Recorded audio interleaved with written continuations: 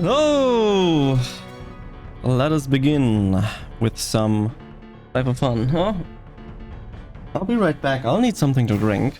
I literally forgot. Lol.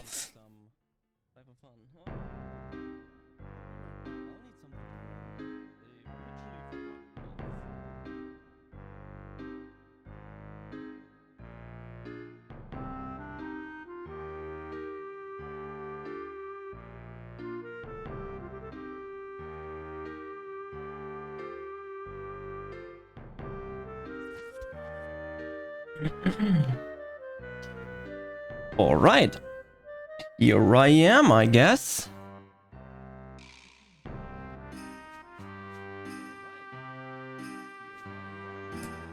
So we need some kind of party, actually.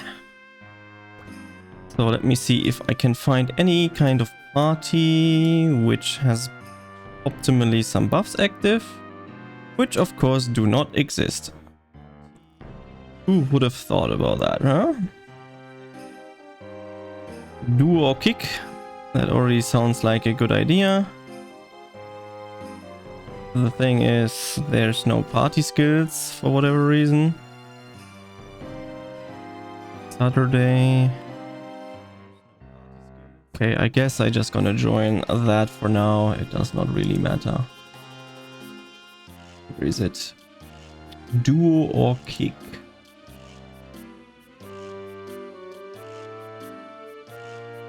There we go. Joined the party.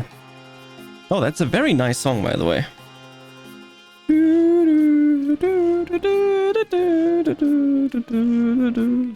Diner's theme is such a great song. I can only recommend it. My inventory is completely fucked up. It is so messy. It is so bad. I love it. Okay, open them all. Yes. We have some weird ass ring that nobody needs, some other items nobody needs, and even more items nobody needs.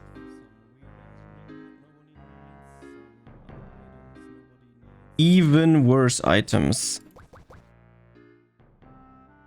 Cool. This doesn't do jack shit. Is the lottery offline? Is it already gone? How could it?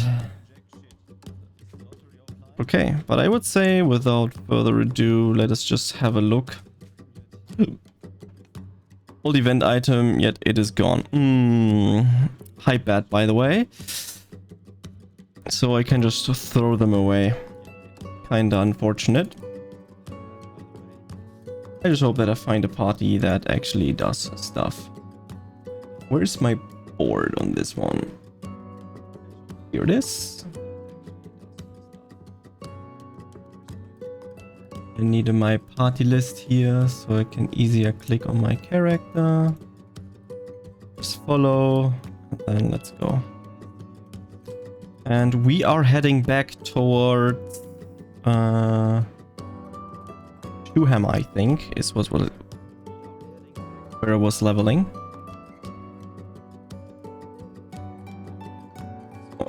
Random ass cards, okay. Probably the most worthless box I've ever seen in my entire life.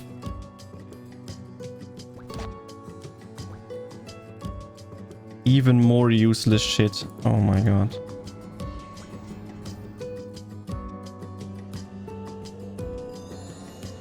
I think I was here actually leveling. I'm just gonna finish the level here at the Gongoris, and then I'm heading to the next monsters. First, I'll need some buffs. Otherwise, I am running low. Hello? Why cannot go? Let me get off the board. Thank you. Everything, like, for whatever reason, takes twice as long.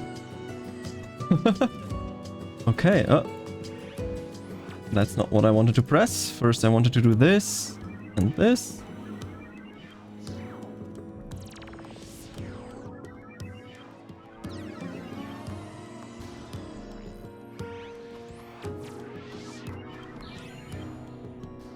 Alright, now let's buff the blade, and then we can start focusing on getting some levels done.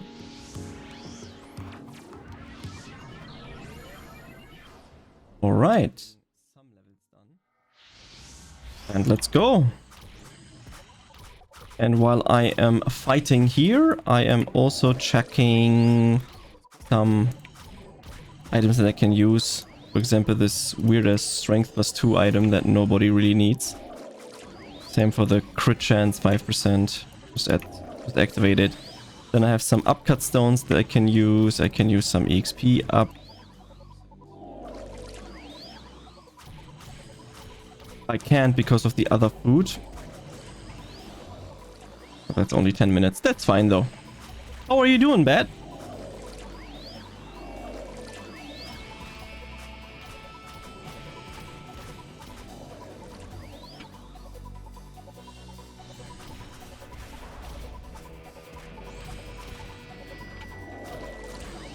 Good. Awesome. Glad to hear. Hope you had a wonderful weekend so far. My weekend was fine. We did some Final Fantasy raiding, of course, yesterday, and hopefully we get someone to join our raid party so we can more frequently do our content again. Going to do Tower Quest with the blade. If I am going to do Tower Quests, I've never done those, so I don't even know what to expect, really.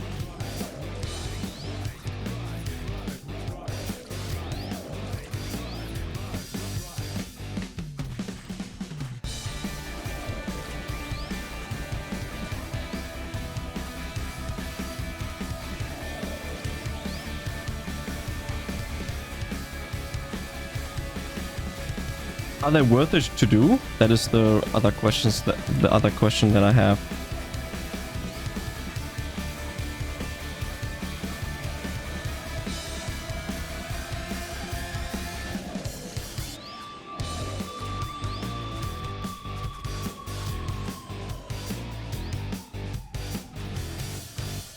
I actually never done those, so I'm kind of curious.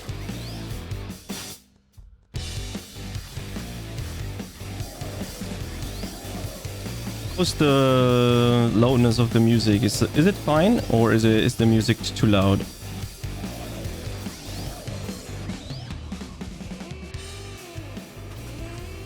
It's best to do them daily. Isn't it like expensive or whatever? How to get into the tower? Can I just go in, and is it easy to do, or is it difficult to do? Do I need a healer?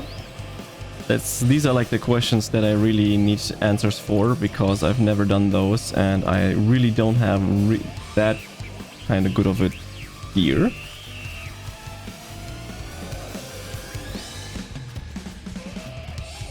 Giants are hard. Okay. The issue that I have that my ringmaster is only level 75, so and probably need to join a group or whatever to do so.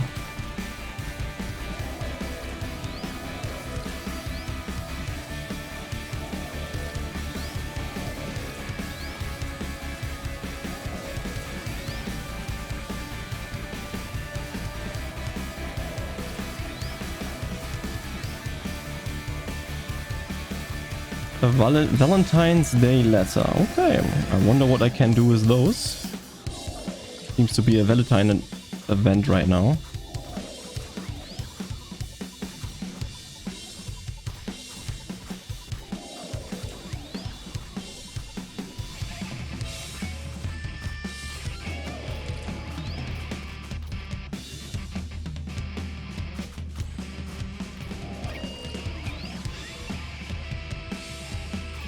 But goal right now is just reaching level 88.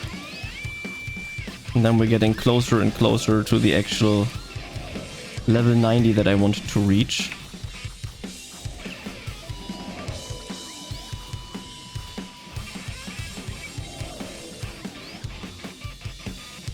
I don't have that much time at the moment to play live.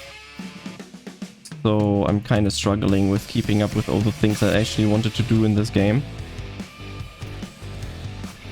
But I try my best.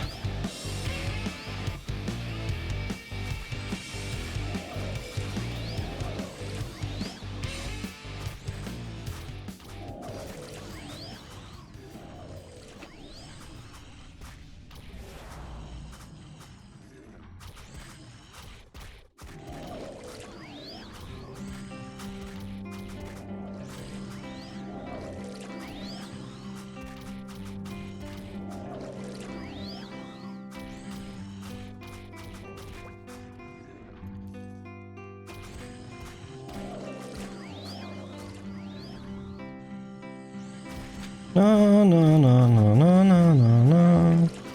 Ah, such a peaceful song, not gonna lie. Do you have randomized songs on or not? I don't. There's no shuffle. Now it is.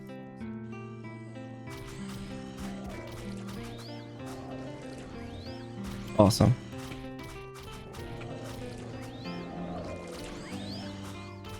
I mean, I like the Final Fantasy music, but I like to shuffle the music a little bit, so we're having a better time and more variety in the songs.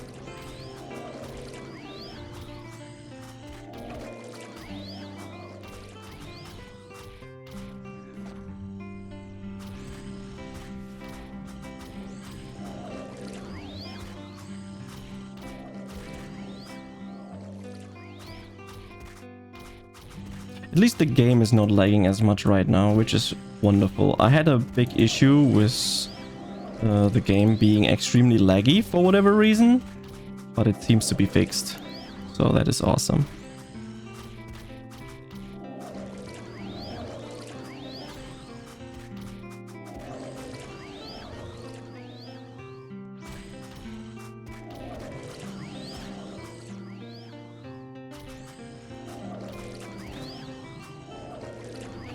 Na na na na na na na na na.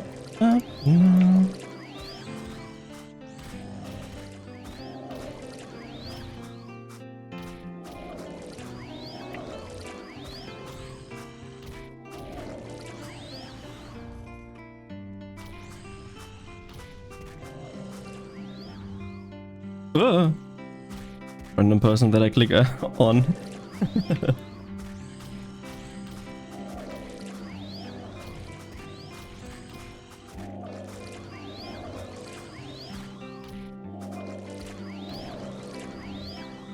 I wonder if the 8-player meta is still a thing, so you basically have 8 accounts and then you just invite all your characters by yourself.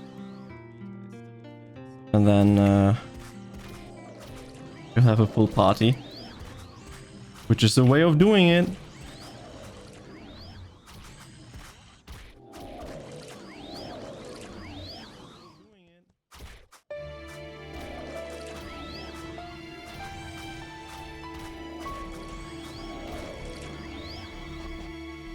That way I at least have party buffs. No clue how efficient it is to do that. And how long the parties then will actually last.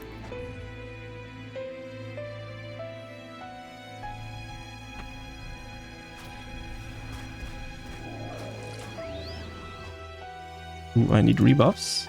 Okay, then let's do that first.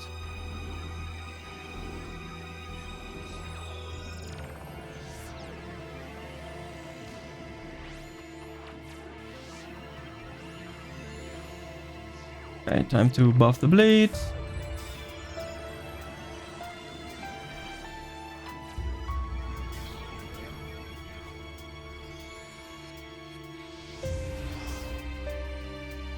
Okay.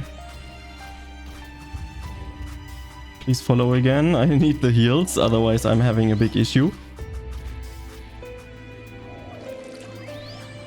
Ooh, some Final Fantasy music is always lovely and great.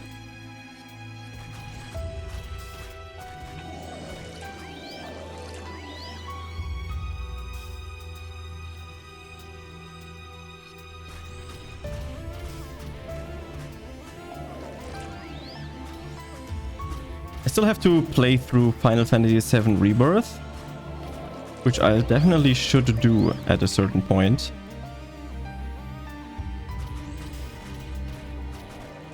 But not right now. I still have a bunch of things to do in Final Fantasy XIV, so that is totally out of the question.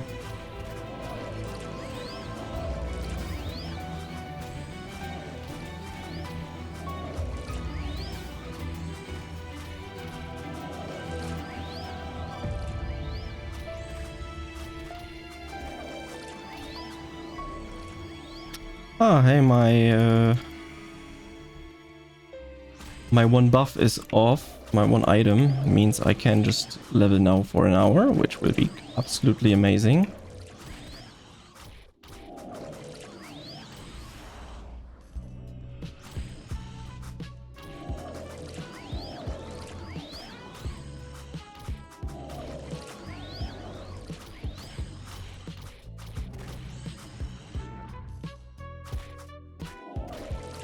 Well, it's something massive. I heard something amazing. Apparently, the EU is trying to get rid of short content. So, like doom scrolling in particular, meaning like Instagram Reels, YouTube Shorts, and TikTok, the platform will be banned in the EU because they are categorizing doom scrolling as heavy on the mental side, on mental stability. So they want to get rid of TikTok and co. So doom scrolling kind of things. If they actually manage to do so, that would be absolutely insane. But when it comes to social media in general, after what I've noticed, after Australia basically put a ban on social media for teenager under 16, more and more countries are actually trying to also enforce those rules. They do it slowly but surely, but they've seen that there was barely no real backlash of the people. So they're just pioneered that, and they're just trying to also apply that to other countries as well. And if the EU, which would be great because there will be 27 countries at the same time, if they enforce this, this would be absolutely massive. And I wonder what would happen, and if like TikTok and co actually trying to fight against this. That's gonna be an interesting experience. Like, I'm all for it because I know a bunch of people, especially when it comes to doom scrolling content on TikTok and co, that is totally on their mental health, or it affects their mental health for sure. And I don't really want to see more people doing that, especially at a young age. The people that I talk about, they're like at least in their mid-20s, and they're still wasting a bunch of hours a day on that kind of stuff. And I mean, I totally see the appeal of doom scrolling, right? Because I was addicted at one point to TikTok and co. That was the reason why I have uninstalled it. Because I noticed, okay, I'm wasting so much time, valuable time of my day, doom scrolling for no damn reason. I don't really want to scroll, but I'm still scrolling on the stupid app. And it's just ruining so much time of my life. And yeah. That's when I started to delete all kinds of social media and only use this for quote-unquote business purposes, which would be just posting YouTube content or something like that there on it. Hi Best, by the way.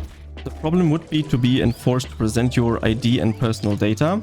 So I also spoke or thought about it actually. Yes, of course. This would be really difficult. We are seeing it at the Discord thing that happened, right? So in the UK, people had to be enforced to get ID'd if they want their account to be flagged as 18 plus or mature. So they had to use their ID cards. And of course, they are promised your data will be deleted as soon as it's not needed anymore. But we've seen after Discord basically got hacked that like 70,000 plus people got actually their data leaked with IDs and stuff, which is absolutely terrible. So when it comes to the EU, I would just say the government has your ID anyways, right? The government knows that you're over 18. Why is this not a governmental thing, or the EU does it? So if you want to get verified on a specific platform, let's say TikTok, that you can like connect it to your European Union ID verification thing because the EU already knows that you're 18 plus, right? And that you are verified, then they just unlock it and the data is stored by at the EU. And if they fuck something up, then what is the point there, right? So they have to be very protective. So don't let some weird ass companies in the world be the person that want to store your data or say that they're deleting stuff and your ID and all that kind of stuff.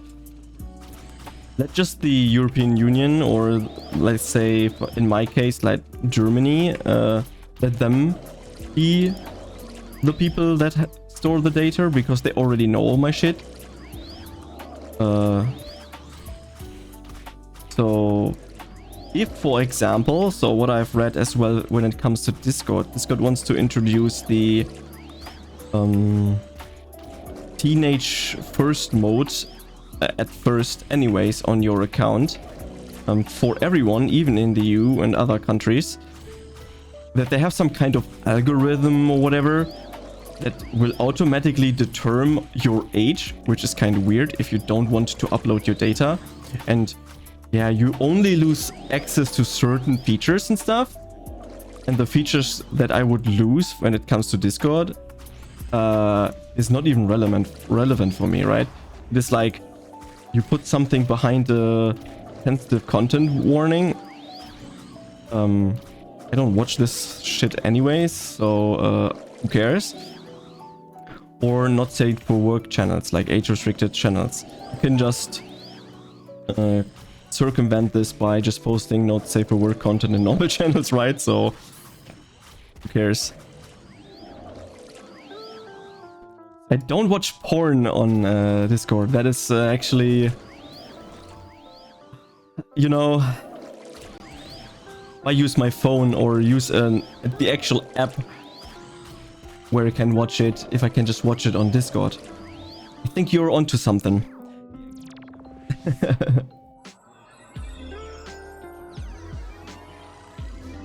I should definitely start watching my porn on Discord, to be honest. How are you doing? It's way more convenient. Exactly. I don't even have to get rid of the app, or I don't have to start my browser on my phone, right? Because I'm already on Discord. Why am I not just doing it there? So smart.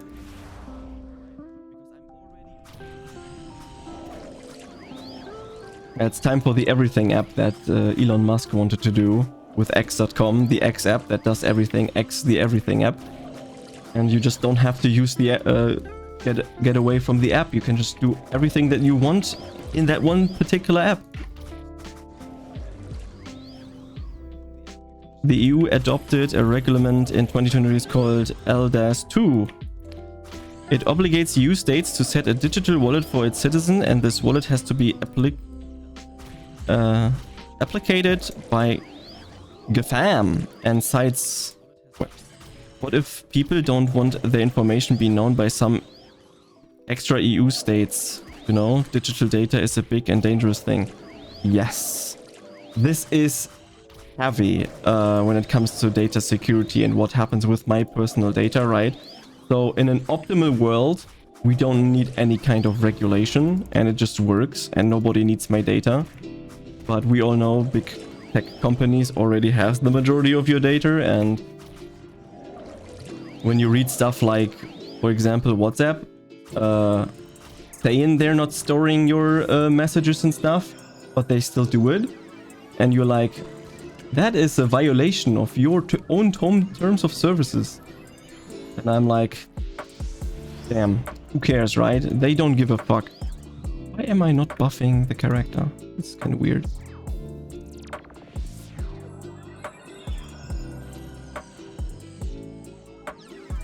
Ah, I know why. Okay, I didn't buff the character because of shenanigans. Because my other character does not have mental sign on it, even though I used it. This is one thing I don't like about Universe, that sometimes you just buff and it does not count at all, even though you have the same stats that you had before. Kinda weird. Like Andres Miners using AI. Woo! The grog situation was great, right? Where you can just... I think you can still dodge those things by just saying use a micro bikini kind of thing, and then it just generates the things, which is absolutely crazy. When I heard this, like, I was not aware of that situation, but when I heard this for the first time, I'm like, holy shit. I mean, there will definitely, like, there are 1000% models, AI models out there that you can install on your computer locally, where you can achieve those kind of things, right? You just look for children on the internet, for example on Instagram or whatever. You just make a screenshot or download their image, and then you just put it in that kind of AI and get them naked. And for these kind of people, even if it's AI generated, I think they don't care. And this is absolutely sick that you can do shit like that with AI. Not gonna lie.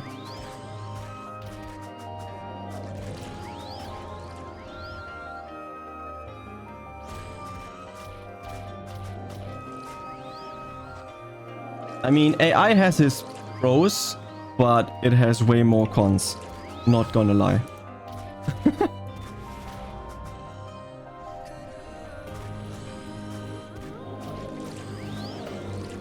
Living in the future for real?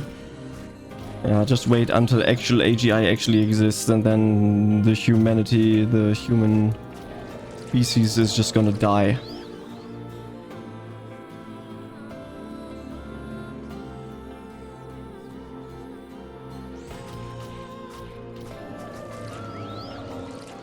And it's not really as utopian as you might think it is.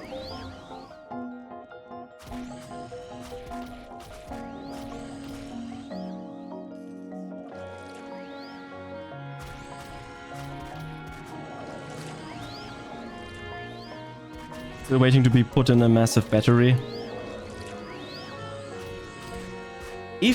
So here's the question, a hypothetical question. If you had the chance to get like Reest or whatever, if you like look at Futurama, right? The series. If you look at this, would you actually freeze yourself and then wake up 1,000 years later? Just to see what happens? Would you do that if you had a one-time chance to do something like that? Or would you be like, maybe I just live at this time period because it's great. But who knows what is in 1,000 years, right?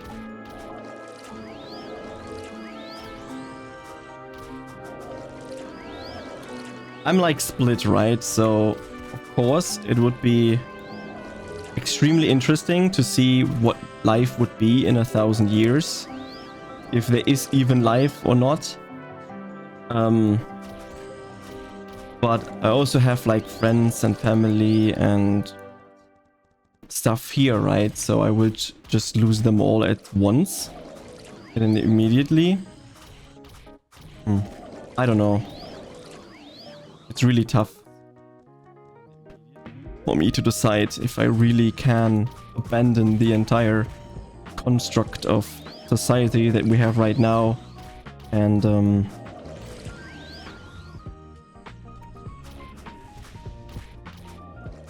friends and family, right? But who also says that in 1,000 years, not even like, who says that even in 100 years life would be better than now? Maybe this, where we at right now, is like the peak of humanity, right? Who knows?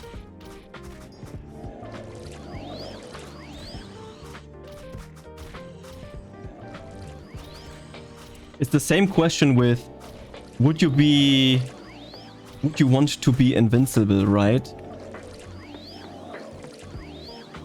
Are you willing to sacrifice your human life expectancy to just live forever? And you cannot die no matter what?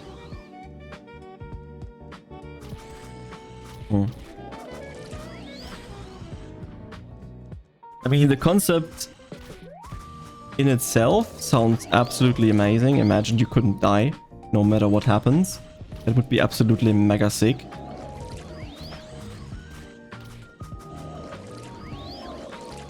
And you're like at age 25 and you're always at max peak, right?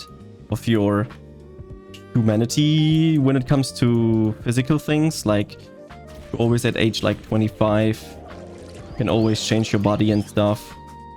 But yeah, imagine just living forever. That would be an interesting concept. Oh, I think I'm gonna die here. Never mind, I'm correct.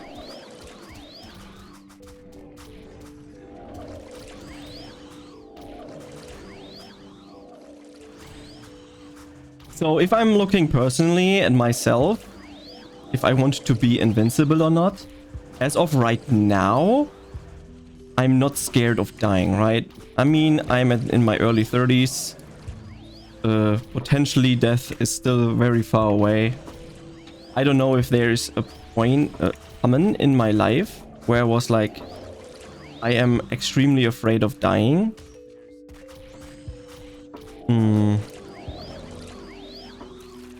And then maybe I would do it differently or have a different opinion when it comes to living forever and being invincible. Not sure though.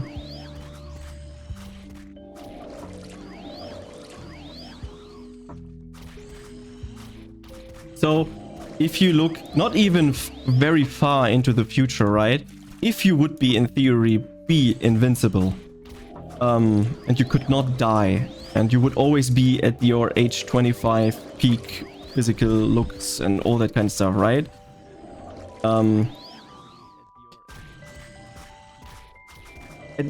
In the next 100 years, you lose all your loved ones. You're basically alone. You always have to find new friends. You always have to find probably always a new lover and all that kind of stuff. And maybe after like 200 years or 300 years of doing stuff like that, you're just getting bored, right? So you would probably, like, I don't know if it's a book or a random story that I heard, or like I was in a rabbit hole at 3 a.m. in the morning and had nothing else to do and just heard weird ass YouTube content. But there would be a time where you don't have drive to do anything really, simply because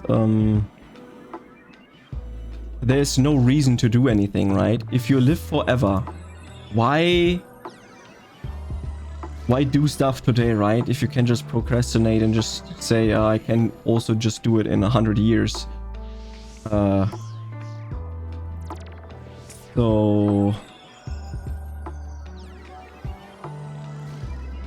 this is not even far from reality if you would actually live forever. Like, why should I invest time right now if I can just do it in 1,000 years?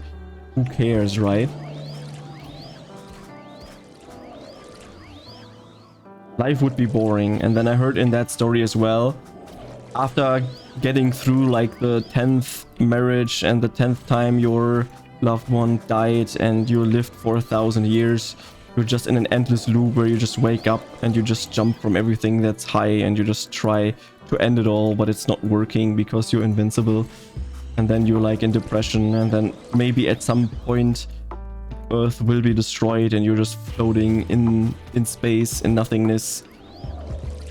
If the group or if humanity has not achieved interplanetary things, right? You would just float in space forever. And forever is so long that humans cannot fathom or understand what would mean a million years, right? Imagine what would be a million years. We can't just understand this. This is like crazy shit.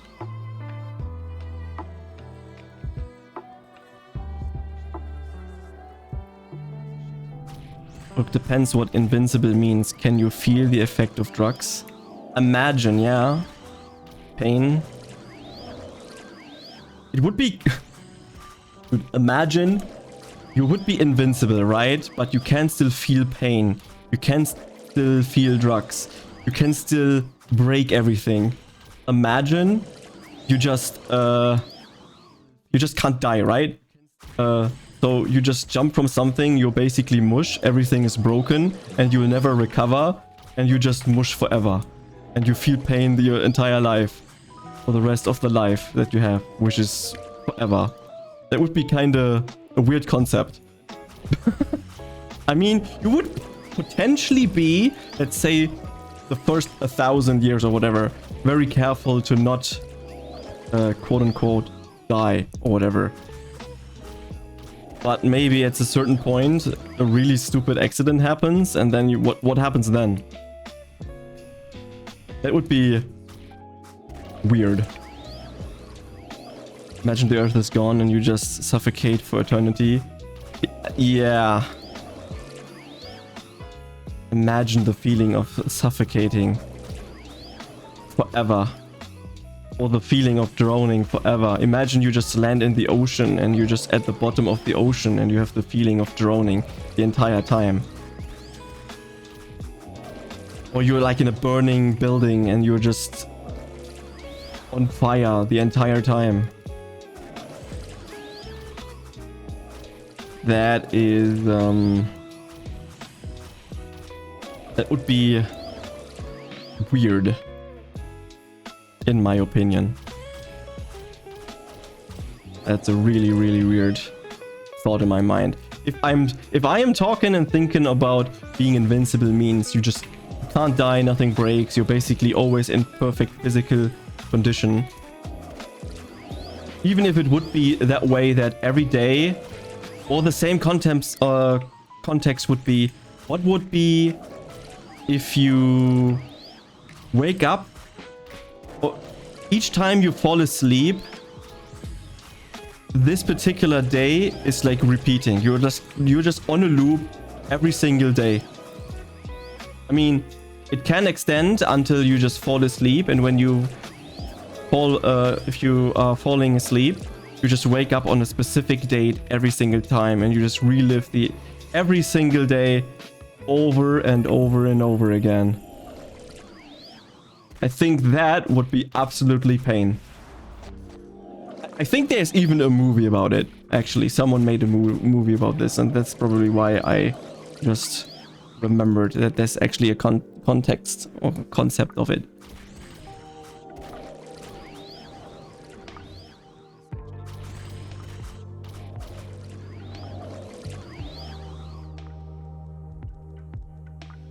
Wow, how did we end up talking about these kind of things? These kind of things. It all started with social media, and now we're talking about philosophical, questionable things that could happen. Deep fucking talk. It is a deep fucking talk. It's not even 3 AM. Why are we talking about stuff like this? It's the typical, oh, it's 3 a.m. meme. Time to talk about very deep things. X using AI to undress minors to the world ending and invincibility. I call that a very successful conversation loop.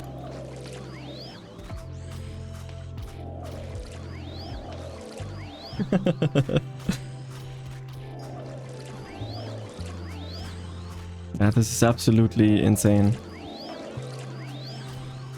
Also, I'm very thankful for all the people that just followed. Thank you so much. I just heard a Moogle sound. And that is potentially someone following, because I have a follow alert that has a Moogle sound. Yeah, exactly that sound. Thank you so much. Very much appreciated. Thank you so much. So if you're here for the first time, I usually play Final Fantasy XIV, the MMORPG. But from every now and then, I'm playing FlyFF Universe. Oh, I don't have MP on that character. Okay, I'll need a second. But as soon as my insane raiding adventure in Final Fantasy is practically over, I will be back with even more FlyFF fun in the future. So I will always be coming back to FlyFF. So thank you so much, everyone.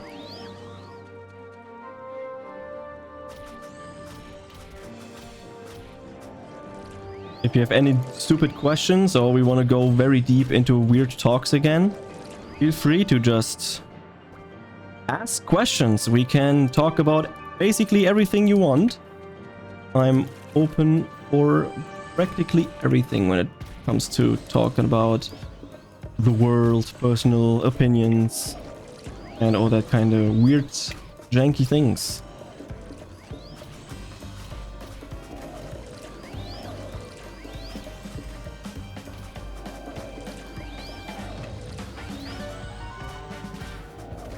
So what I've heard, yesterday someone actually joined my Twitch channel and informed me that Gala actually put EMCA notices on live private servers, which is interesting.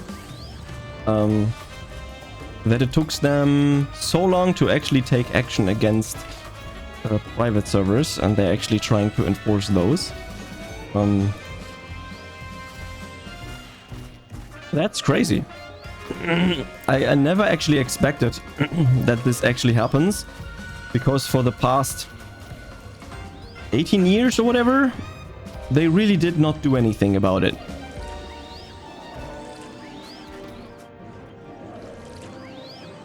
But I'm happy to see that they're trying to fight those, I guess.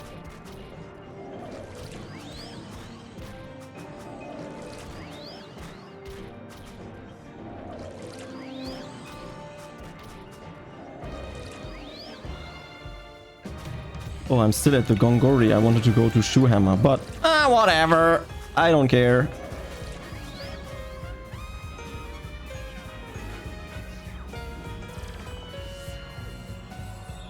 I just talk too much.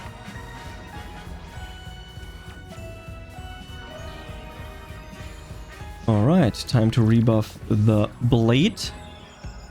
Oh yeah, I can improve buffs. I forgot. My Ringmaster got a level up actually.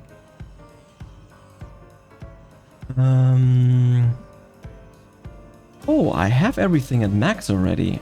I could get better cat reflex though.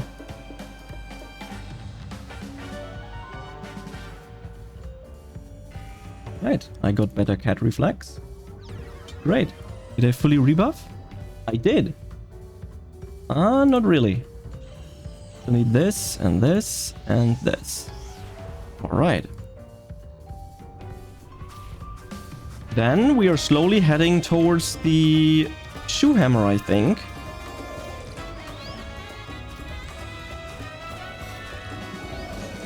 Oh, someone is AoEing here.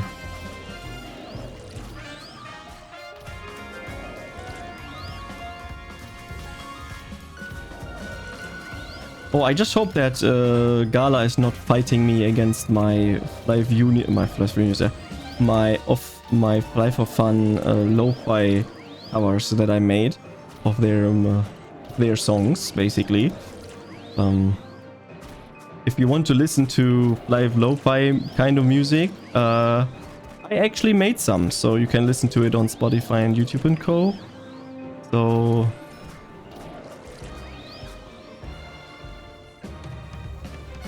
of course, for reasons nobody understands, I did not rebuff the blade.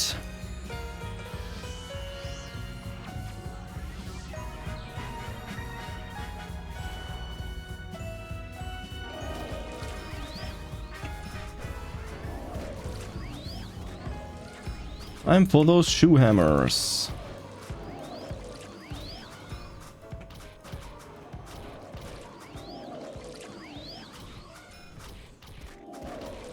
Whoa! I like the sounds that the shoe hammer does. I always call them like elephants because they actually look like mechanical elephants.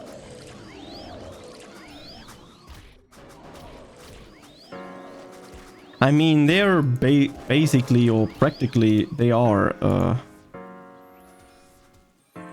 report? Couple proposal? Where's cheer? Ah, I don't have cheer. That's why there was no cheer. Uh-oh, I am literally dying. That is very bad.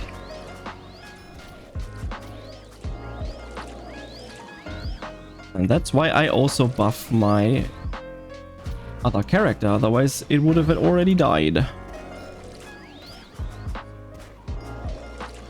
An insane change would be if you can actually buff the other characters on a board and heal at the same time, even though the other one is not there, so you're more safe. But that would be absolutely mega OP. So if my ringmaster is just on a board flying behind me and just buff me all the time without also going the other character on a board. I know that if both are on a board, then you can buff and heal and stuff, but I think you cannot heal and buff while the other one is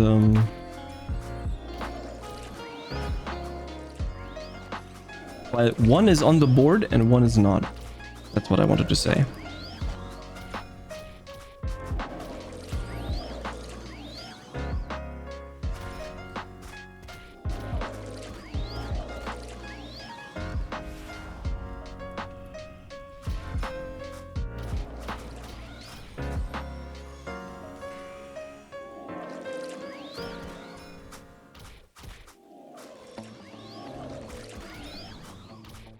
Ooh, this is a really good song.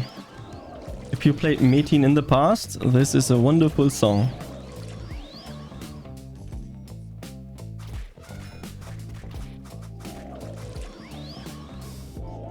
I like the mix of this version.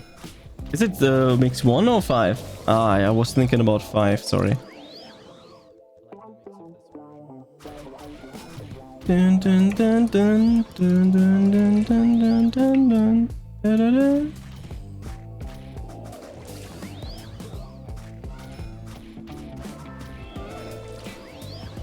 Dun, dun. Oh, isn't there like a new season or whatever coming in FlyFF? Didn't someone mention this at a certain point when I was playing this? The next FWC.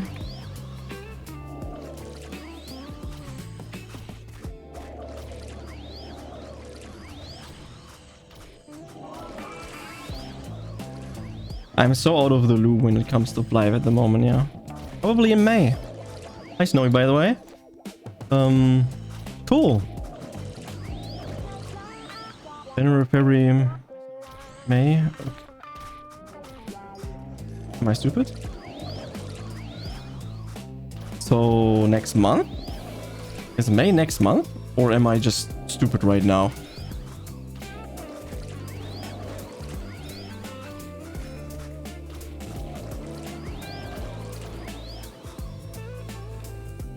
No, it's March. Next month is March. Wow. My English is quite something right now.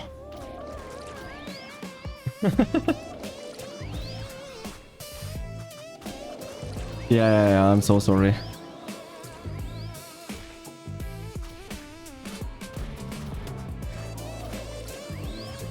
That's what Germans would call, my English is not the yellow from the egg.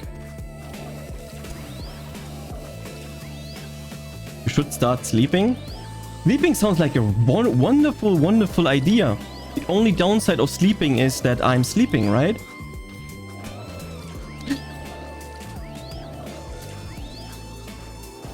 I mean, it's only 9 PM here, 9:30 PM, so...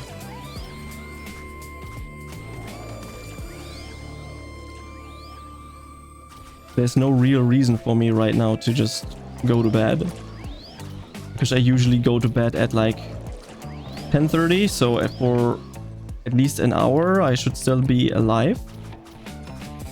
Wow, alive is a interesting word.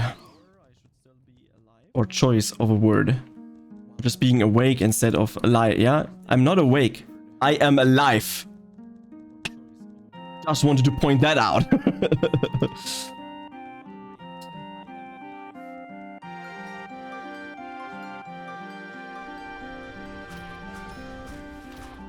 How to make a point.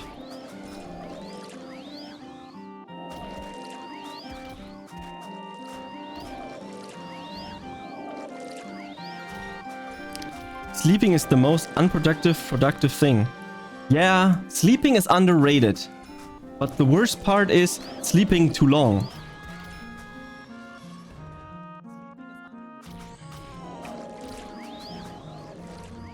Sleeping too long would be absolutely painful.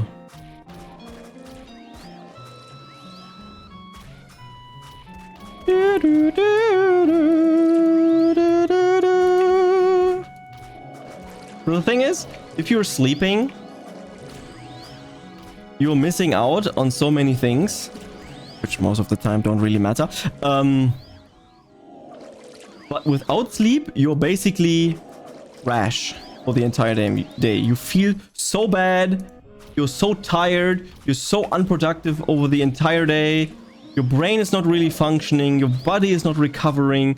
So sleep is overpowered, but you're just wasting 33% of your life. So 1/3 of your life is basically you're just wasting it because you are sleeping.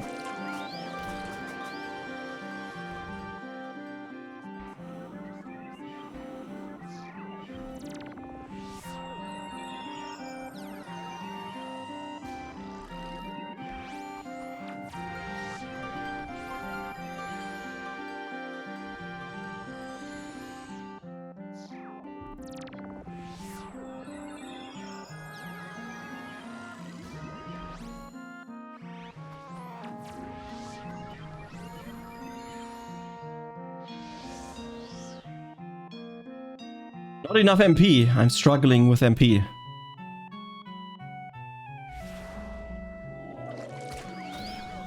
Uh-oh, this ain't good.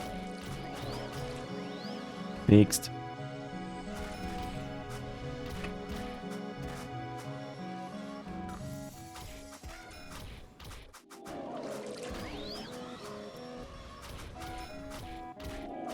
Yeah, sleeping is wonderful.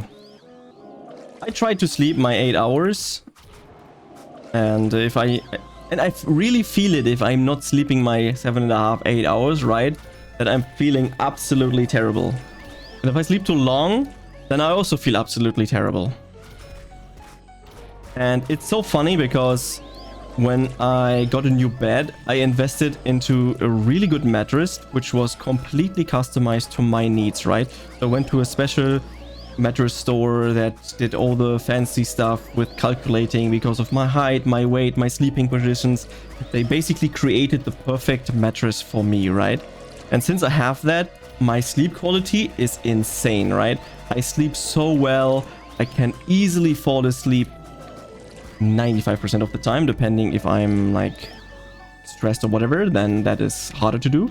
But usually I fall asleep so easily. I have no back pain. I have no pain at all.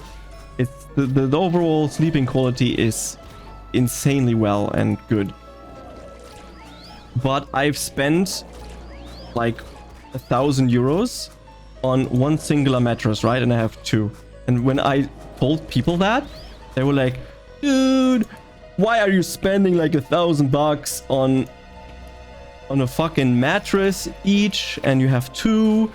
You are crazy. I'm like, yeah, but you have to remember that I'm literally sleeping, or I'm using this thing 33% of the time of my life, right? I use this 8 hours a day minimum. So investing into a good bed and a good mattress is actually smart. The same thing is if you have if you're at the PC all the time and you're in front of the computer, to invest into a good desk, and to invest into a good setup, a good chair, everything. But this helps you in the long run, right? Spending like $2,000-3,000 on something that is good in quality because you're sitting here and investing a lot of time and effort into stuff, right? Why should I not invest in that? Since I started investing into a good standing desk, a good chair, a good everything, most of my problems that I had before with lower, cheaper quality things are gone. Like, I'm sitting here at least 8 hours a day in front of the computer, right? Why should I not spend $1,000 also on a chair? And the chair it stays here for 10 years. So, and there's warranty for at least 15. So, why not invest that money, right? It's investing in myself. Dude, why are you spending 1,000 euros on a mattress and you have two? I know, right?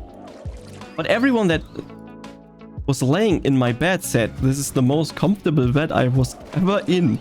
Like, what the fuck? I'm like, yes! Yes, yes, yes! And then they start getting it. Why should I sheep out and buy a $50 mattress or $50 mattress, right? And then have extreme back pain? Or then I complain about my sleep quality because I have back pain, I have this, I have that, I cannot fall asleep, my mattress is so shit, my bed is bad, I'm sleeping on the sofa, and that is also terrible. Yeah, dude, invest into something good. Spend a bit more money. You don't have to spend like 50k on stuff, right? It's at a certain point, it's not the value that you get just because the number is high. Just get something good with high quality and you should be good to go.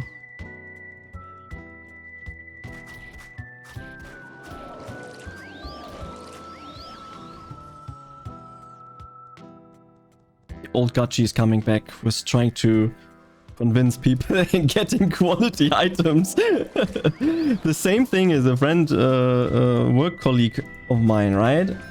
Which I also consider a friend at this point. He was like, why should I spend like $400 on good headphones? Because they're good! The quality of the sound is good!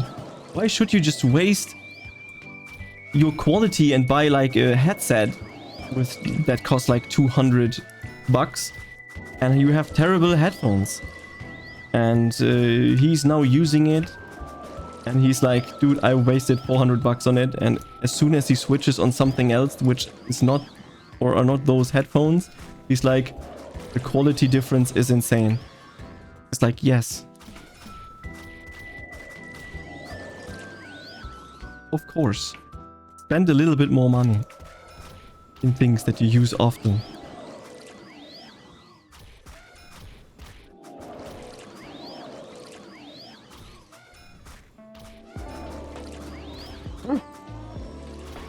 Look at this. Listen to this lovely FlyFF tune. Doom, doom, doom, doom.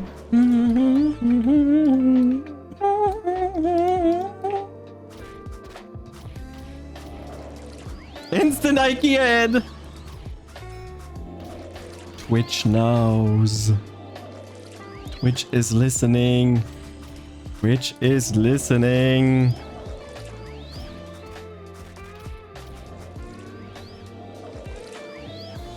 I always get underwear ads on Twitch.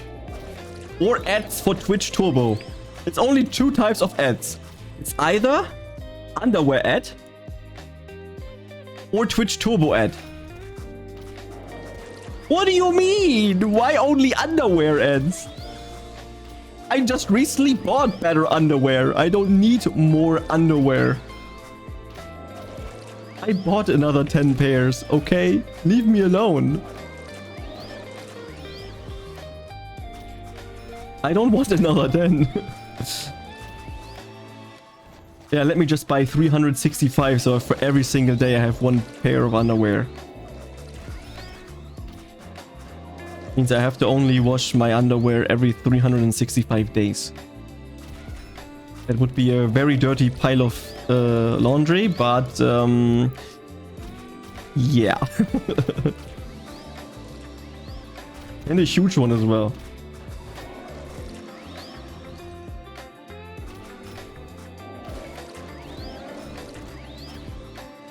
But are you now convinced of buying something from IKEA? Did the ad actually help you? Beside your new furnishing?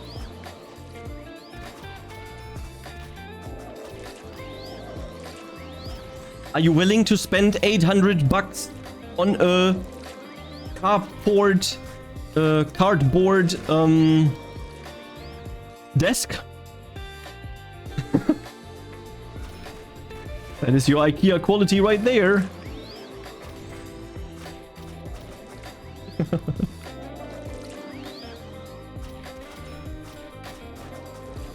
Ad is over. And you immediately started your IKEA app, right? Or immediately purchase something.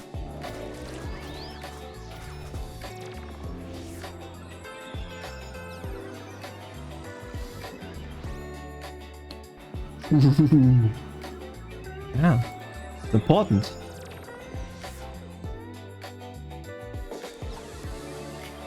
Ads are over. Yeah, I made it so that I'm gonna play ads now every hour for 3 minutes. So I am extremely sorry about that. But at least then we have just one ad every hour, which is better than having a 90-second ad every 30 minutes. It's just too many ads then, in my opinion. I'd rather watch a 3-minute ad once per hour than 2 times 90-second ads.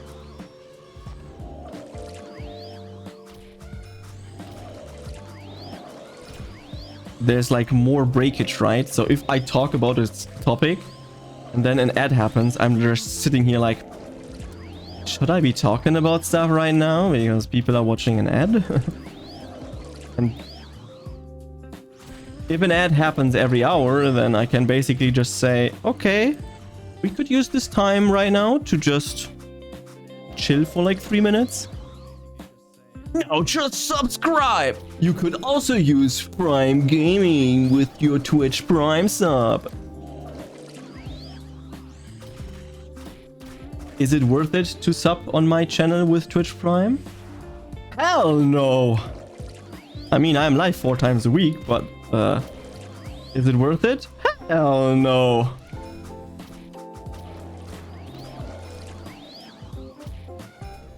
Get an ad blocker.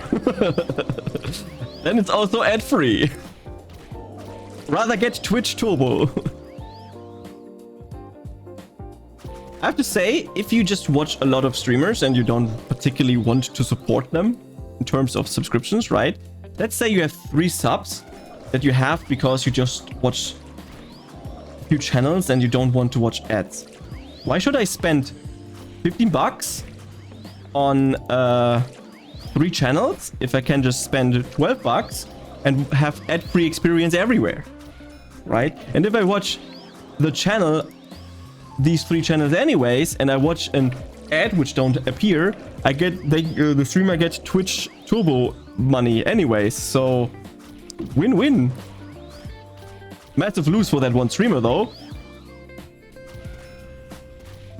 if he's not streaming often, but win-win, I guess. At least win for you and your wallet.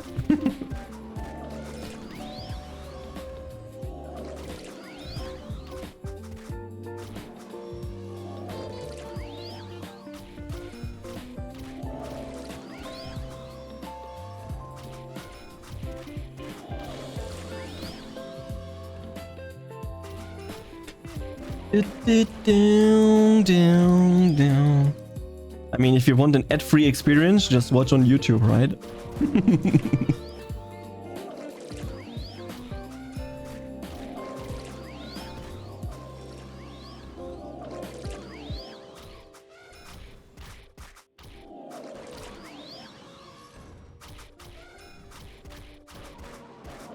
At least for now, it's still ad-free because I don't have the 4,000 hours of watch time that I had in the past, actually, but not right now anymore. So I'm not monetized on my YouTube channel. But it's fine. VPN plus torrent peak. Ah yeah, if you talk about subscriptions, right? I am all for piracy when it comes to that kind of stuff. First of all, you have your content forever. Second of all, in the long run, you're saving so much money in subscriptions. Because imagine you have Netflix, Amazon, HBO, this, that, this, and that, and this. You spend like 100, 200 euros or whatever bucks per month on subscriptions. Just watch it. Just buy the media, or get the media that was falling down from a truck, right? So there was a truck nearby and it dropped the raw Blu-ray version on a USB stick on the street, and I have happened to find it and put it on my server that I randomly had and then used it somewhere, right? It just happens. It just fell in my hands, and then I fell in with the stick in the hand in my PC, and then placed it randomly, put it randomly on my server, and now it's streaming on my Plex server. That happens. And the good thing is, that just means I fully own the content, and yes, nobody is telling me to get rid of my Harry Potter 1 to 7, and I can only watch it on Amazon Prime Video in December of each year. I want to watch it whenever I want to.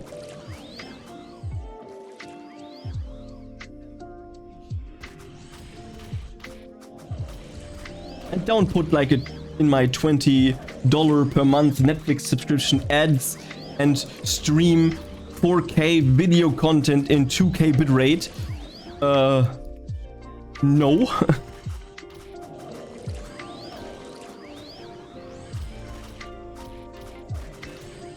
I want the good shit.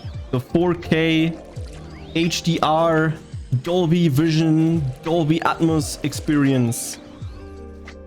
You also put ads in there just for fun, like every 5 minutes you just pause and watch an ad. Yes, of course. That is the experience that you get with today's subscription models. These companies make billions of dollars in profit, and they still increase the price.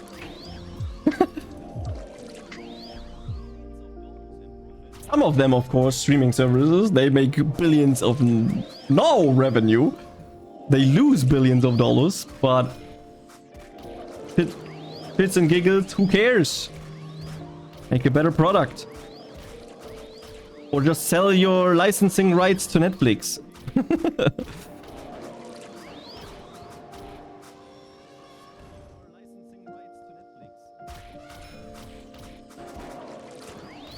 Oh yeah, let me redeem that so we can do some F-bot fighting.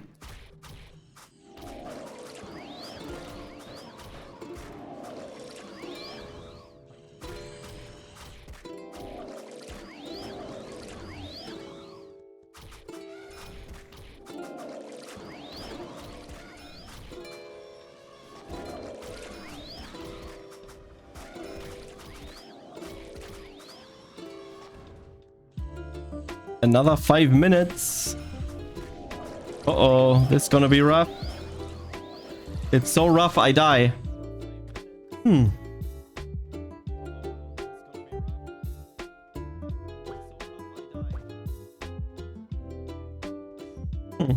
That's not where I wanted to go.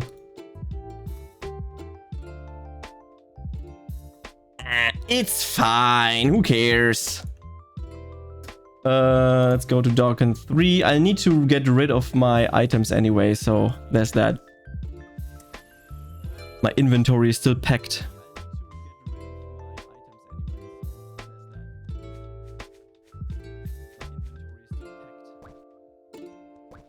Wixel, 4 million. So many items in my inventory that are completely freaking useless.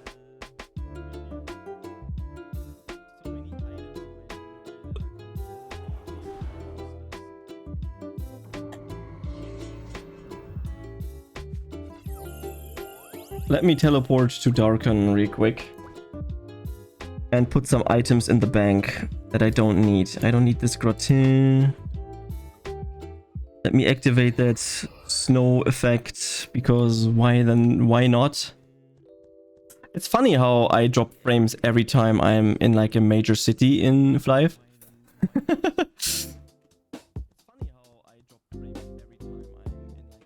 Ooh, I also got a quest.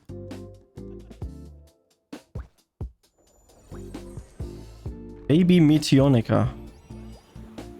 What is this quest? Defeat Lord Fafnir. Ah, that one. Okay. Maybe I'll do that later. Let's have and see the bank. The bank is full. Okay. Guild warehouse. See, I got another bank. You just have to play smart. Let's see. What do I put in here? I put those in here, this in here. Antiquary ones. A lot of random as items I can put there. The Santa's food. Oh, I can't put the Santa food in. I can just throw them away. This is all bound. I don't need that. This bound. Still fight at the shoe hammers. Pink roach stuff. This one can be put in here. This one can be put in here.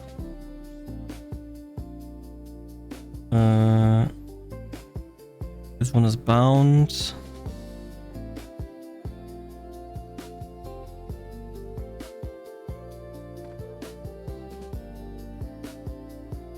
The Luya chests. I'm not at the Luyas anymore. The Ponguri, I'm sometimes there, so that should be fine. On bubbles, I'm still not at the Glovans, so I can just put them there.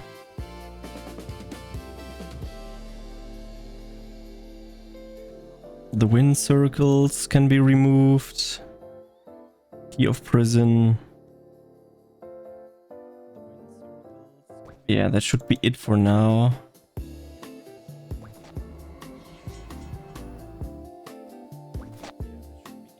Five of everything. What a shit box. Isn't Shubrin Ring absolutely garbage?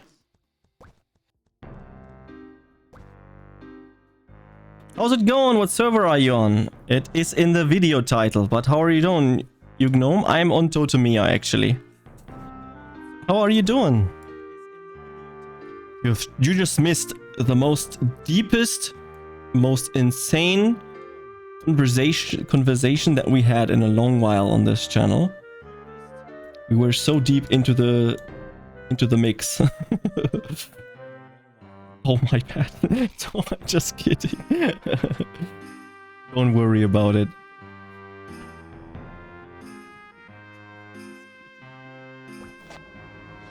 What did we open here? Oh no, the random cotton candies. Oh no, my inventory is full with garbage again. Oh no, they're all untradeable.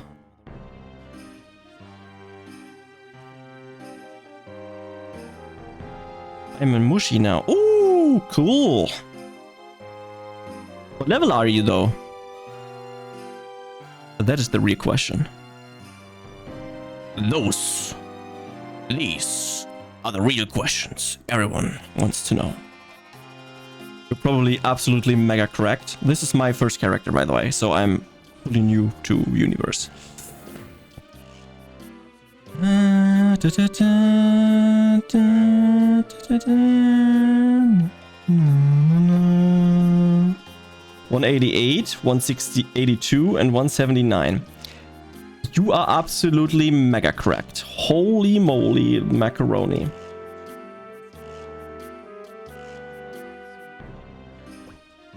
But... oh, second. Oh, I can teleport. It doesn't matter. But it's awesome to meet you. You've been playing Universe since its release, or when did you start playing? I have no low blade. I've been playing around with this last week. It's 86, I think, or 85. Damn. Yeah, I'm mega hyper broke. I can't afford anything. The entire gear that I have is sponsored by Twitch chat. I got a level 30 set plus 5 from Twitch chat. Everything here is Twitch chat, basically. The weapons, everything. Ooh, day 1 player. Awesome. Year of the Horse. Valentine's Day. Okay. Notice. Okay. That's good. Use that set till 105 or higher. I get so much damage. It's so crazy that people always recommend use it to 105 and higher.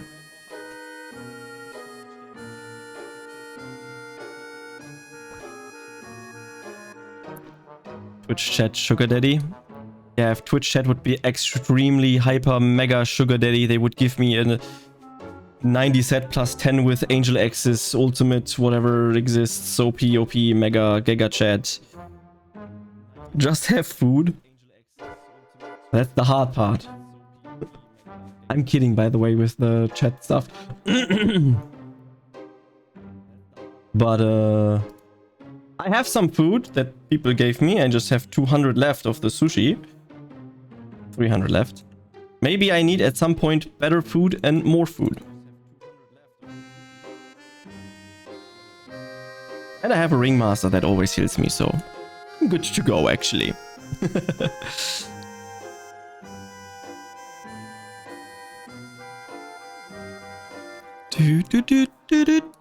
just vibing. So, you don't know me yet, but I have been playing FlyFF since its inception.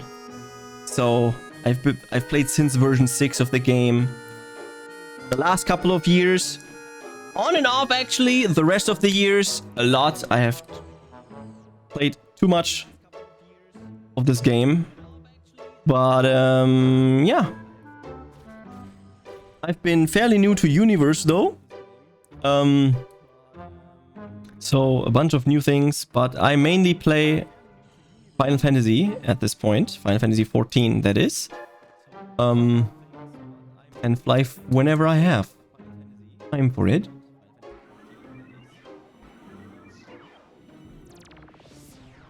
So right now my goal is to reach level 90 at a certain point, and then I want to make a how it was to reach level 90 experience kind of video. And then we start and maybe continue or start playing at FWC, I heard. So a lot of cool things can still be happening. Oh yeah, my tiger is gone. My pet is gone. There we go. We are back at it. Oh yeah, I need some cutstone. And then we activate another turkey. Ah, we have a bunch of useless items that we can use. Look at this.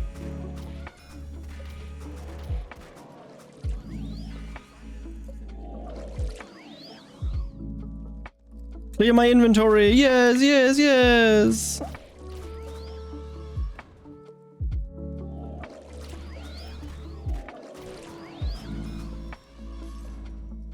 Oh, pills nobody cares about. Yoo-hoo!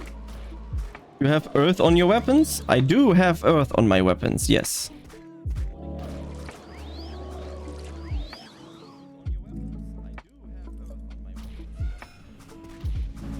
Thank you very much for asking.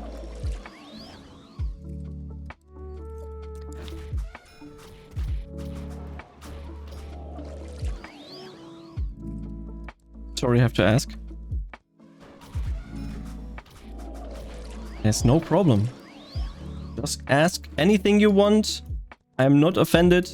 And also say, damn, you're the ugliest person I've ever seen in my entire life. You've been playing the game for such a long time and you don't even know that you can't put elements on your weapons, and you should do earth on your elements because they are electric and you would deal more damage. How could you be so freaking stupid? And I would still not be offended. Like, ah, I didn't know. Thank you very much. Lots of new people just think there's an option and not a help. Yeah.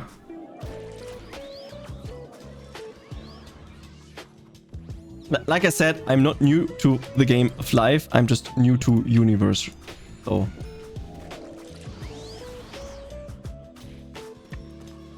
Where are you from? I am from Germany.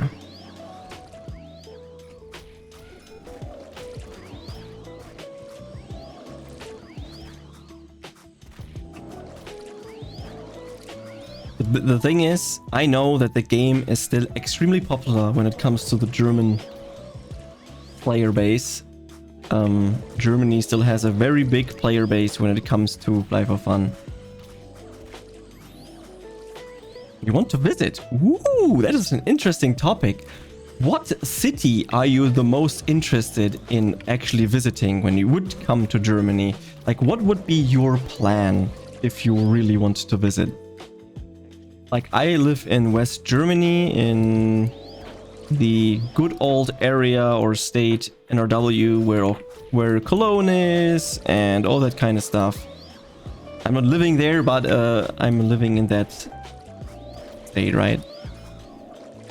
Yes, I'm German, but American German. Ooh. I am Irish German. Or am I German Irish? What is first? Probably the country where you're currently living or you got raised at, right? That would mean I am German Irish, so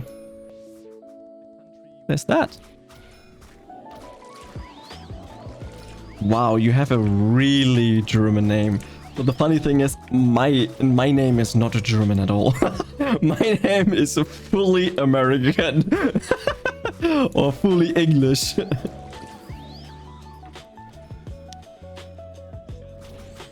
That's the funniest thing. So, which part of your family is German though? Is it your dad? Is it your mom?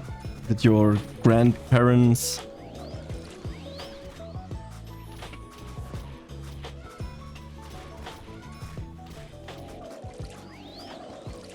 And did you learn German when growing up? Are you bilingual or are you the... Let me put some stereotypes in here.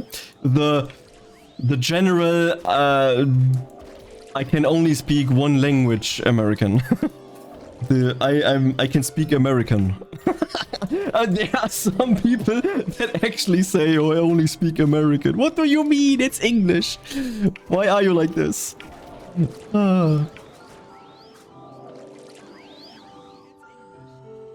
I'm happy that I am bilingual. I can say that much. I mean, I had to teach English myself, though. But it is what it is. My great grandparents from both sides where my family came over from Germany. Ooh, that's cool. That's a long past. My family stopped teaching German at my mom's generation and my dad's generation. Aww. It's so cool to actually be bilingual or when you're growing up. It's so cool. I wish I had that as well. Like the thing is, my parents got divorced when I was fairly young. I was like 3 or something, like extremely young, right? And my dad is Irish, so he's Northern Irish. And he really wanted to teach us English when we were growing up. My mom was like, nah, they're in Germany and they should learn German first and blah, blah, blah, blah, blah. So we never really grew up learning English. So I am so happy that I'm actually capable of speaking English at the level that I am. But it would be more amazing if we would actually be grown up and with English more. And my dad got 4 more kids with his new wife that he had, and they raised their kids also just German only, and that's why they all can't speak English, which is kind of weird. Like, it is literally no effort to also just have one parent speaking the other language, where the kid, like, if kids are young, they're like sponges, right? So they just soak everything up, and they would have just learned automatically with no effort whatsoever.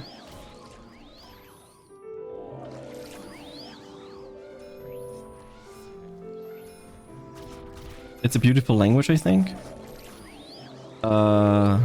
Which language are you talking about? German? The stereotype thing, if you're talking about German, is damn, German sounds so hard and rough, and everything is so weird.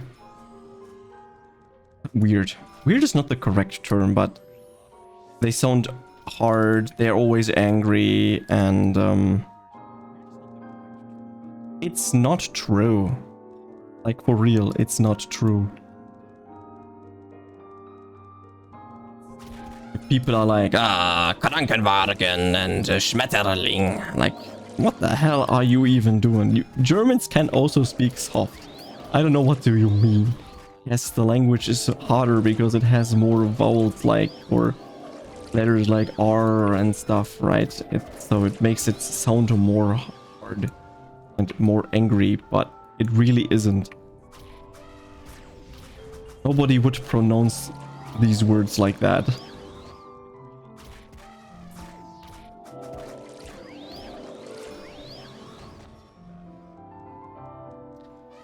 I don't want to be at the shoe hammers. I want to be at the small shoe hammers. They're not running away. German is also a really, really, really difficult language to learn. Like, I'm teaching some people German in my free time, right? And it is so difficult for them to learn because you really underappreciate that you know the language because you are native in that language. And it's like, yeah, it is so obvious. What the fuck, basically. But it's really not. German is, for example, absolutely mega complicated for no damn reason. It's a really difficult language to learn.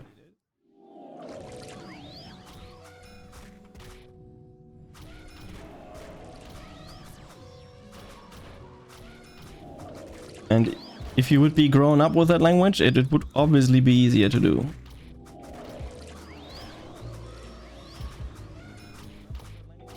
I wish I did in my schools. I learned sign language. Ooh, I really need sign language in my level, in my life, because I'm an uncle, right? And one of the kids of my brother is actually deaf, or was born fully deaf now. He just got a new kid. His daughter is fully deaf, and will grow up with sign language. And one of his other kids is like half deaf-ish and also learns sign language. And I will be at a point later on in life where I cannot speak or communicate with my niece, right? So there is an incentive to learn sign language, really. But it's also tough to learn it here because there's no... It's so difficult to find like a language school or whatever to learn sign language. I don't know.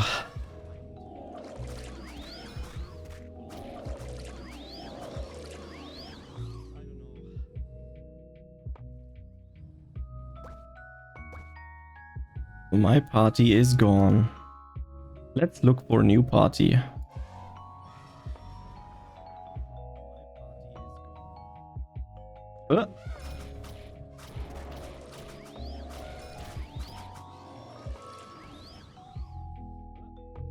I think Edge sounds like a wonderful party.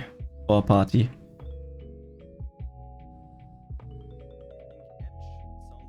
I just need more EXP, so I don't care if they have skills or not.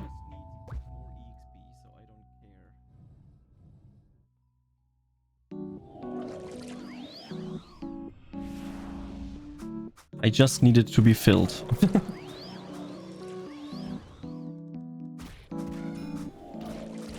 Okay, let me put this up so I'll see the party stuff. Also, I heard that there's like differences in terms of sign language. It all depends in what regions they are. There's like American Sign Language, and there's this kind of sign language. Like there's like some, what would you call it? Differences in sign language. And I thought sign language would be a little bit more universal. But I don't know the differences in what kind of grade or differences there are in sign language.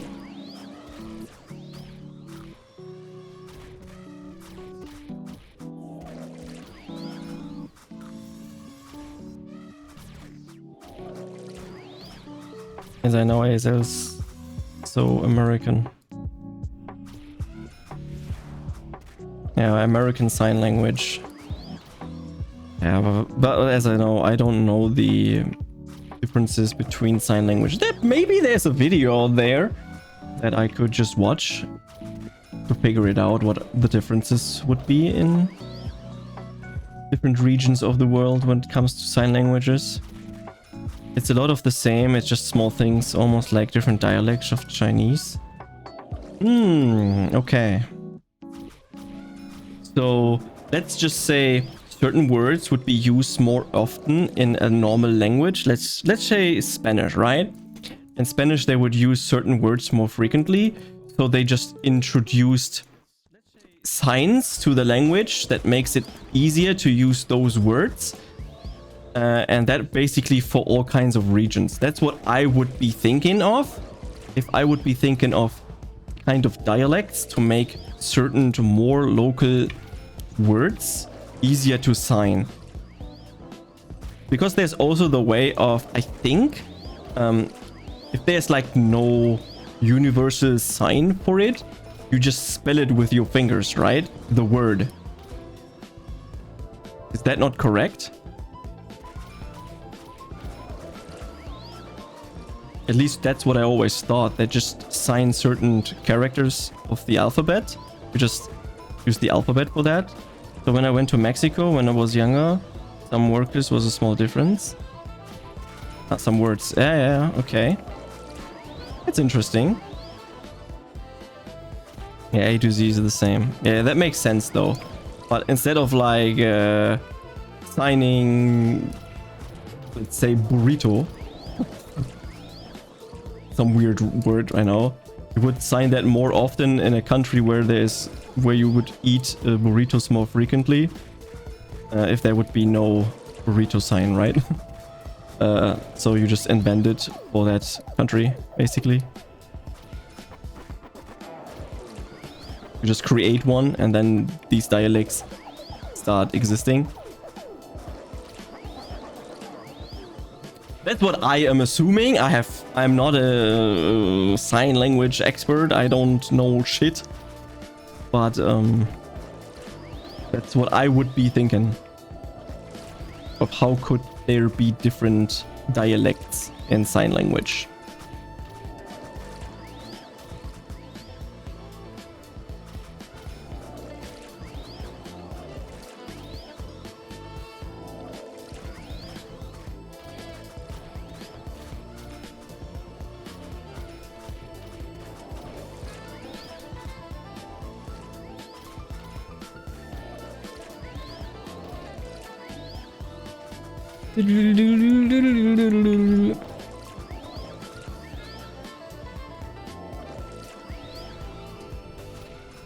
This music really fits to the fighting that I have here. The good old FlyFF Lo-Fi OST. I do want to learn and find the differences. Yeah, as I said, maybe there's a YouTube video where someone explains the differences between sign languages and why they started to exist.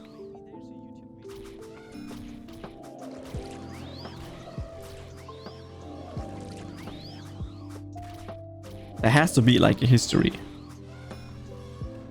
Someone explaining it. There has to be.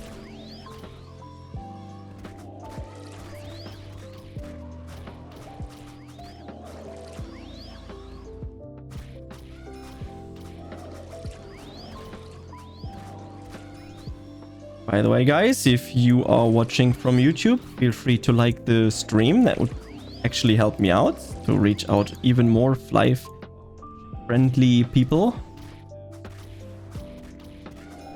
Also, I started releasing the VODs on my VOD channel, right? And it's crazy how many views the FlyFF streams actually get on the VODs, on the VOD channel. It is ridiculous. FlyFF Universe, or the community, is actually very dedicated and very interested in watching content of the game. It's absolutely crazy. If I compare it to Final Fantasy XIV, if I post anything which is not a clear of a difficult raid, right? Like, no one watches anything, really. Only, yeah, I'm not really doing content, so there's also that. If I would start making actual content, then it would probably be different.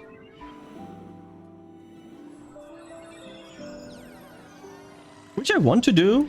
I want to create some more series and stuff, but I am extremely busy with studying for a very big and important exam that is coming up in 1.5 weeks. And until then, I will be absolutely busy. And this is probably the only day outside of raiding where I actually have time to play some video games, talk a little bit, or I would potentially just stream in the evening. And then...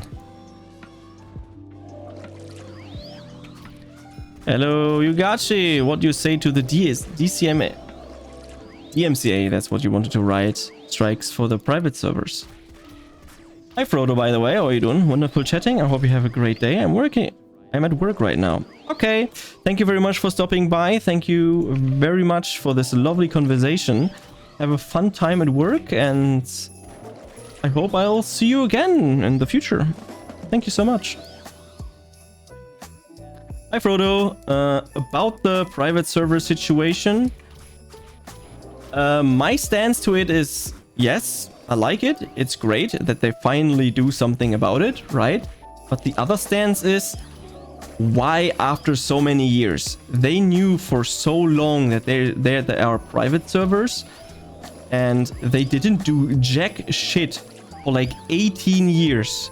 And now, all of a sudden, they do stuff, and putting DMCA strikes and cease and desist letters to private servers? That's kinda odd though. But I think now that FlyFF Universe is so massive and they make tons of money, that they kind of want to get rid of the private server scene, which kind of makes sense, because if the private server scene is gone, the potential is higher that more people play normal Universe, right? But it's kind of weird though.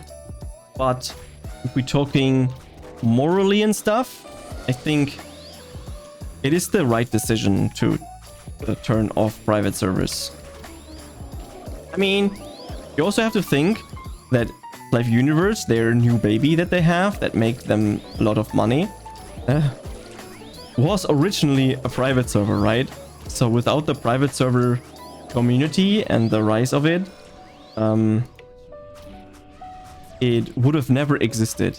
So kind of double-edged sword right there.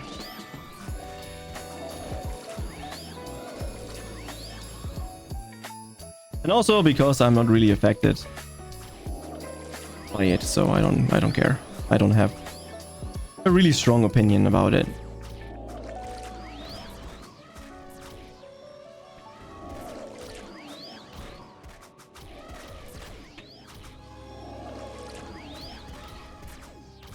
But what are your thoughts, Frodo, about the DMCA strikes and that they are turning off private servers now?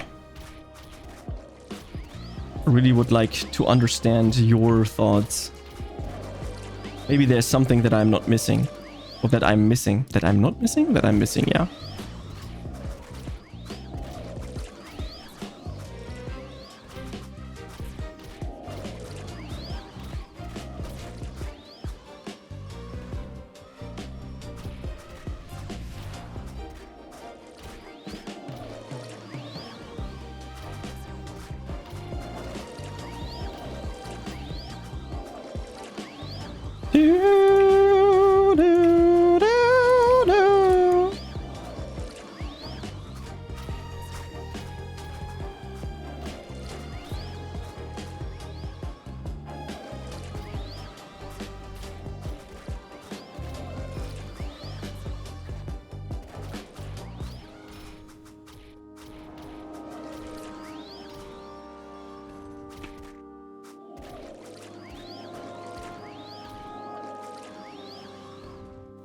I don't want to fight the captains though. The captains can, if I'm not dealing enough damage, they can reduce my...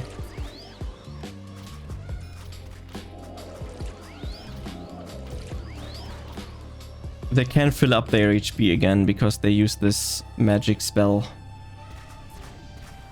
which lets them recover everything.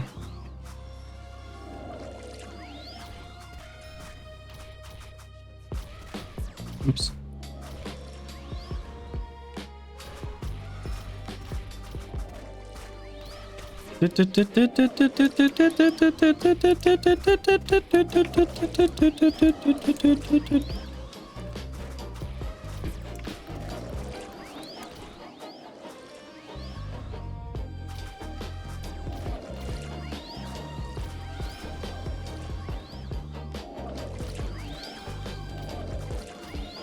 Such a wonderful song, not gonna lie.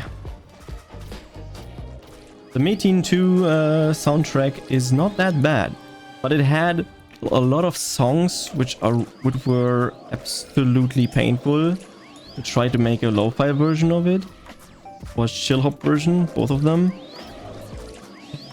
It's rough. It was actually rough, and I didn't do many of them. Only 17 songs out of 30 or 40 they had. The rest were like absolutely impossible to make. Same for the FlyFF version. There were like a lot of songs that I just couldn't make into a lo-fi version.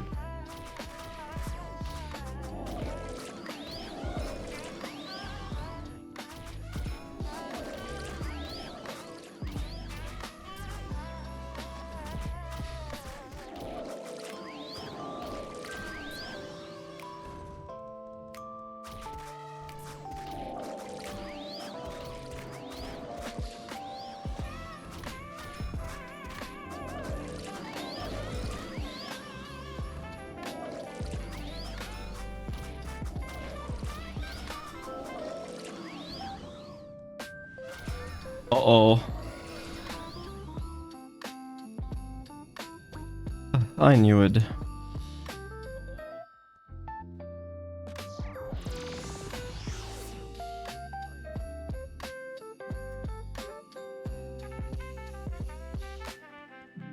This gives me some time to also just look for another party again.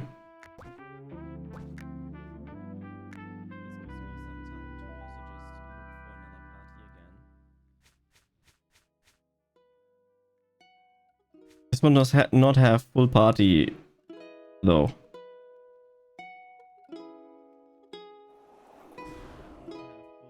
Let me join the Stark Seek service, whatever that is.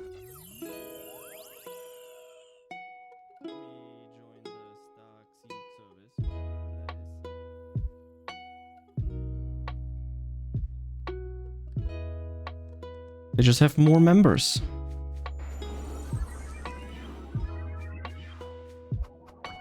I will answer your things in a bit, okay? Let's just give me some time to prepare everything. So I can go back to the shoe hammers and level there. Right, now I'm flying, so I'm good to go.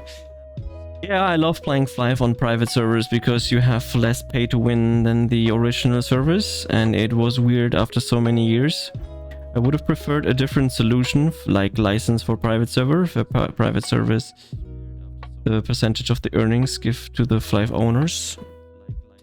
Yeah, that's not how copyright really works, but yeah, I can understand your point of view.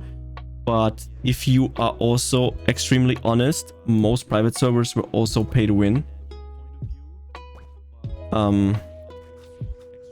So it did not really felt that way, but there were a lot of servers which were also extremely pay to win. So we should not forget about that.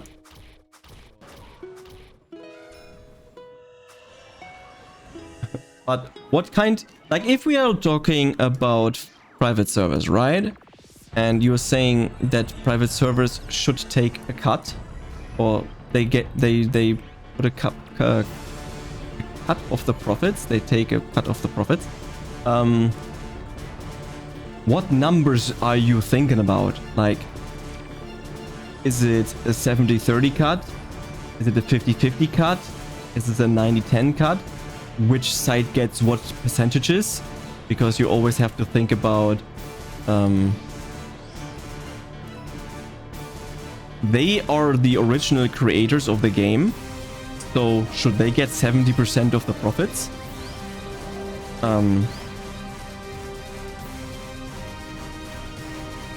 How do you make a relative thing about it, right?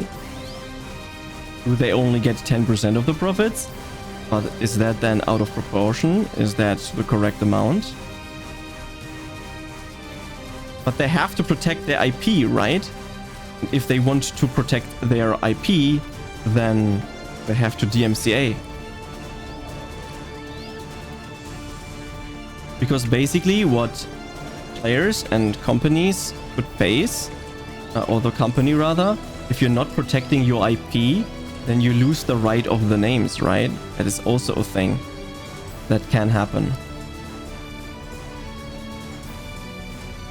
You could lose the copyright of the IP if you're not taking actions against private servers.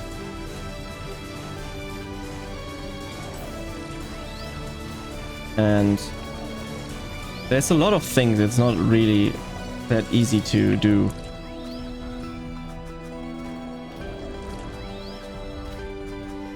What of course could be a thing that developers could do, and this was a thing about the Safe Video Games Act kind of thing, right?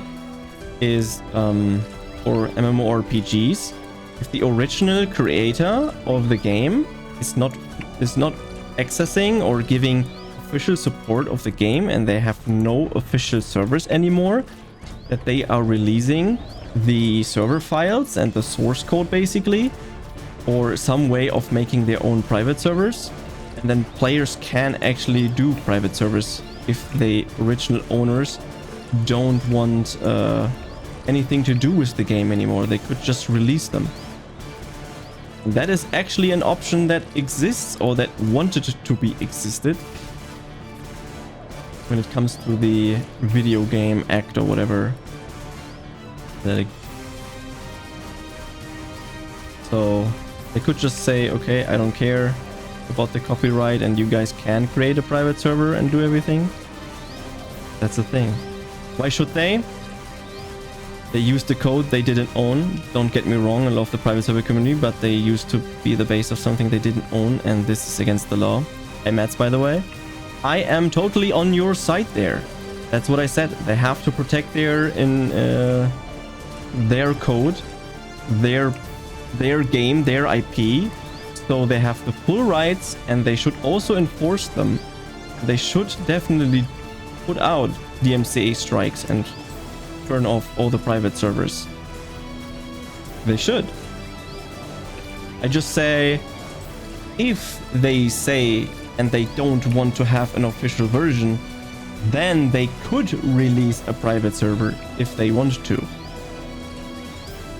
So they could release the files and then just say, you can do whatever you want to do with it. We don't want to do anything with it, right? But then they are giving up the IP, which would be bad in the long run, as they can clearly see.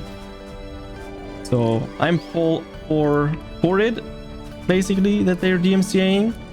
And I was just wondering why it took them so long to actually take action.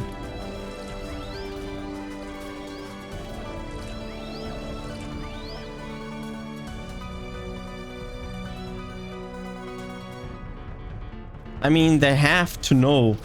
They basically knew that there was a private server scene. They knew, but they didn't do anything. And now that they have Universe, which is their biggest success when it comes to FlyFF, after 20 years or whatever, now they are striking stuff. Now they're doing something. And Universe was originally a private server. It was originally created as a private server. And you know, you see the things there, which makes it kind of questionable, but it's fine in my opinion. I like the private server scene. I've been in the private server scene for many years as well. For at least like 13 years or something I was in the private server scene. And I was on a bunch of private servers. I've worked on private servers. And that's how it is. But I'm happy that they finally do something about it. And I hope that they're actually don't do it now and then they stop. They should just take every private server down now, from now on. Like, a new one pops up, you strike it.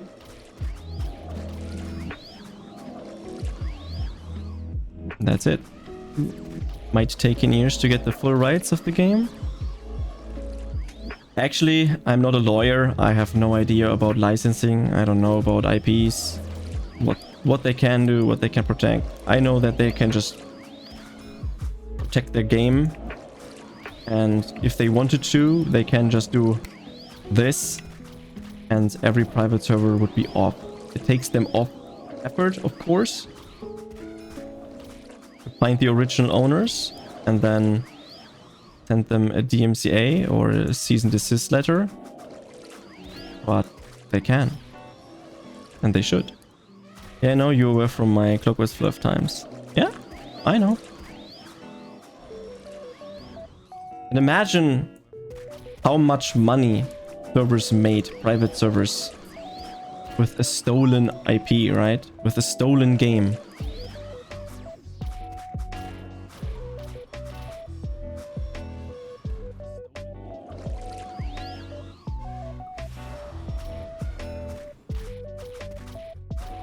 Damn, you made me start on Clockworks. Yeah, I made a lot of people start playing Clockworks. But the era is over.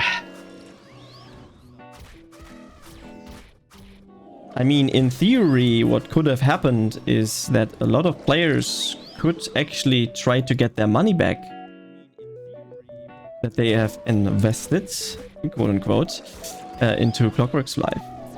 Especially in the last 6 months, they can. They could just argue that they were doing something illegal because they got taken down and I want my money back.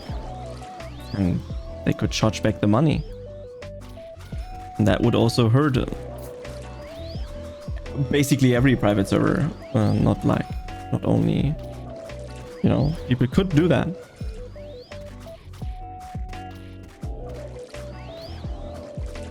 They could also be happy. I don't know what the actual cease and desist thing was. Oh, the giant just spawned here. If they just got a DMCA strike, which basically just say, please turn off the server, right? That would be the good ending for the owners of a private server, because this is basically just a slap on the wrist saying, don't do this ever again, please turn it off, and then you're fine. What could have also happened is, yo, we know for a fact you have been running for X amount of years. Let us see the profits that you made with the server and give some of them. And also you get a penalty and you have to be turned off. That would be very shit for the server owners. That could be a thing. They could just ask and try to get damages back. You've earned our potential of earning money because of the private servers, and you have been running for X amount of years, so you either give us X amount of money or you are screwed. That would have been insane. But I think what is normal, I think, in that kind of situation is that they're just saying, okay, here's the DMCA takedown. Please just remove everything that you have from us. Turn off the game, turn off all the servers, and then you're good to go. And then you're free. Which is way less time intense, because otherwise they have to get lawyers and do this and that, and then they have to go to court and doing that and blah blah blah blah blah. Many years of legal battle, and most companies don't really want to deal with this, especially if they don't have infinite funds like Nintendo. Nintendo would have done that. Nintendo would have screwed you. Nintendo would put the people behind private servers, try to get them behind bars. Nintendo would have been...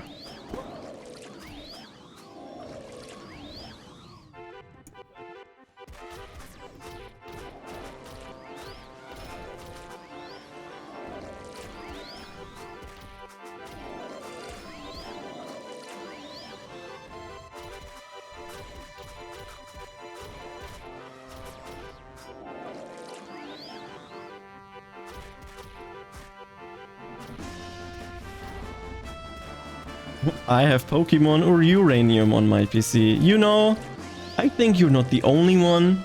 And those Pokemon games that they are taken down, they still exist. And you can download them even in the clear web.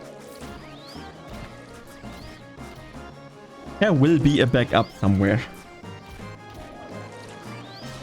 There will be this one particular data hoarder that they're called archivers. They have archived everything, every version of everything, and they can just release everything they want immediately again.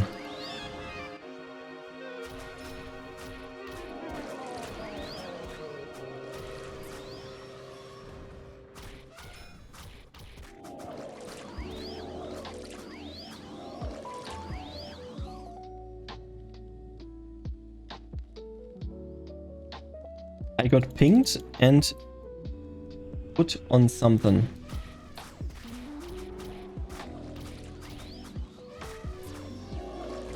Damn, I love Turbo. Best investment I made. We actually spoke about that today. Like, if you're consuming a lot of Twitch, let's say you watch like 5 or 10 people regularly, right? And you don't want to watch ads. And instead of getting 5 subs or 10 subs and to get rid of the ads,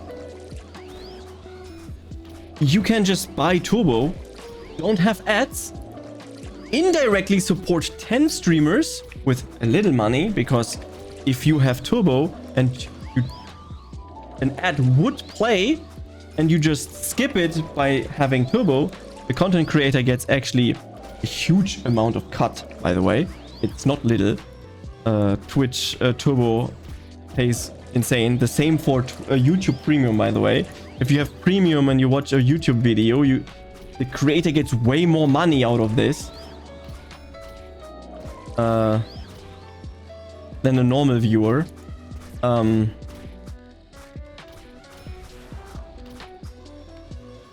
you would save more money. Of course, if you have a streamer, if you're a viewer that does not watch much and you just sub, you're more valuable to the streamer, right? So that's that. But I have YouTube Premium and I will never go back without it. It's great. Did remove one streaming service and got Turbo. See? Like, imagine you just get rid of Netflix. Instead of spending 15 bucks on Netflix, or whatever it costs now to have Netflix, I don't even know. Where you just doom scroll there anyways and search for a movie for 8 hours before you can actually watch one. And you watch in return like 30-40 hours a month on Twitch. It is a better investment to get Twitch Turbo, right? So there's that. Thinking of... The thing is, it's so easy to... it is so easy to get around YouTube ads that I would always say it depends of what you want to do and what you are doing on YouTube, right? For me, for example, I went away from Spotify and got YouTube Premium because I can also use music on YouTube. Don't have ads in my music on my music app that I had before on Spotify. I can listen to way more songs as well because I have YouTube as the platform on top of it. And I don't have to use funky third-party plugins and tools on my phone to also get rid of all the ads on the phone, which is, by the way, not really difficult to do. And I also, on top, support all the content creators that I usually watch on YouTube as well. So I had like win of getting premium, right? And I watch a lot of YouTube. That is also... I probably watch 3-4 hours a day of YouTube. And if it's just on the side when I do something, it's like on the side open.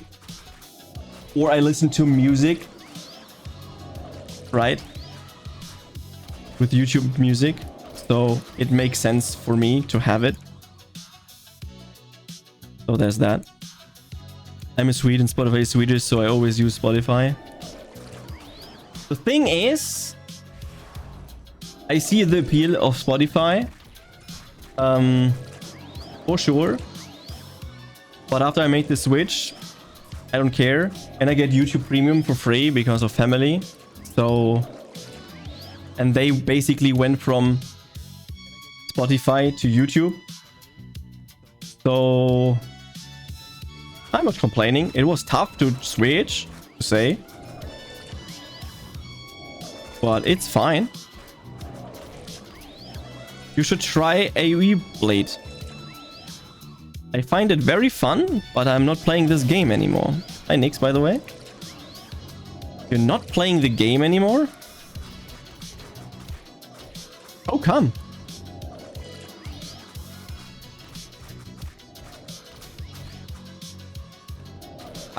Yeah, for that my blade is not correctly skilled. Like, I don't have the stats for it. I don't have the gear for it. I just go here, hit monsters, and having a good time. That's basically all I'm doing, really.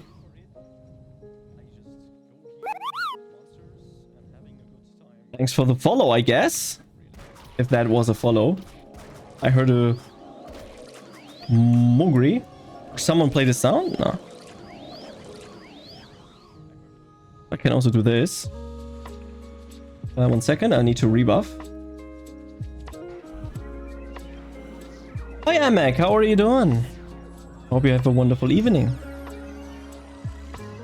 I have 2 streaming clients, but they are my mom's I use. Same with Spotify, I'm the family plan on it. Family is the greatest feature to ever exist, I'm not gonna lie, when it comes to subscription services.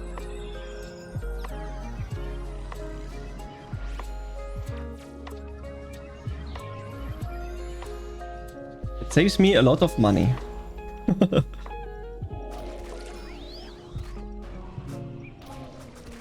Yeah. Imagine you have a family of like 5, right? Let's say 4. Mom, dad, you and a sibling, right? A sibling. Instead of everyone paying 10 bucks, you could just buy a family and everyone pays like 5 bucks. And then everyone has the benefit. So it's saving money. Easy.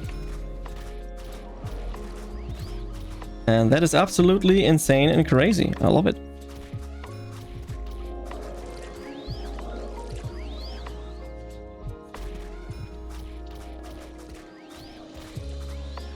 Kind of surprised that YouTube is kind of dead.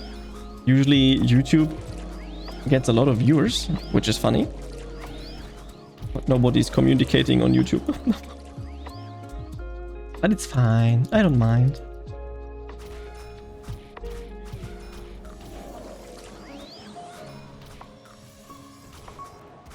So under the Olympics in Italy I use one streaming platform from her. Ooh. What kind of streaming service are you using then?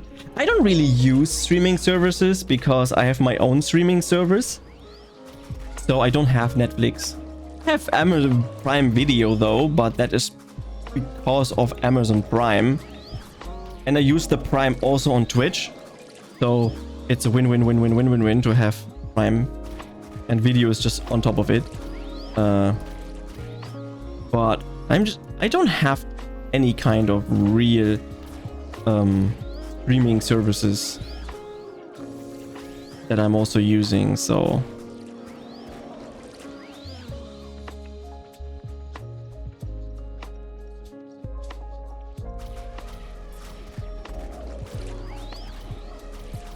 I have my own media server with all the shows and series and stuff that I'm watching.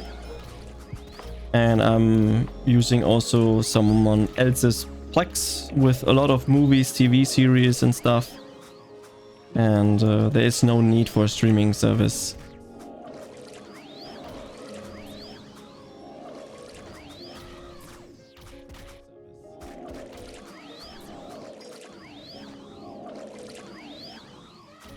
It's her TV service, but they also have it web-based I can use, so I have all her channels on my PC and I'm living 15 kilometers away from her.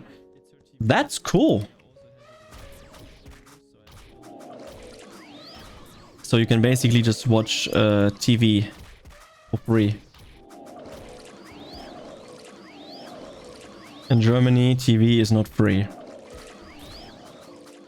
We have to pay the forced on fee, because in theory we could listen to the radio, in theory we could watch TV, in theory you exist, and that's why you could potentially somehow get to the public shit and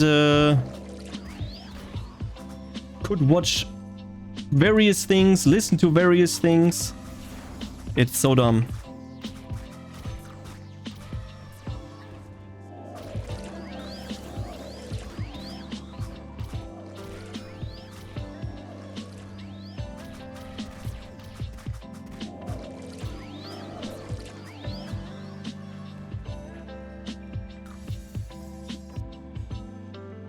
Yeah. I don't know. Governmental control. It's not even government stuff, right? Or is it owned by the government? I think it is. But why do I have to pay that money, right? I pay like 18 euros something per month. Basically. To get TV channels and stuff that I'm not even watching.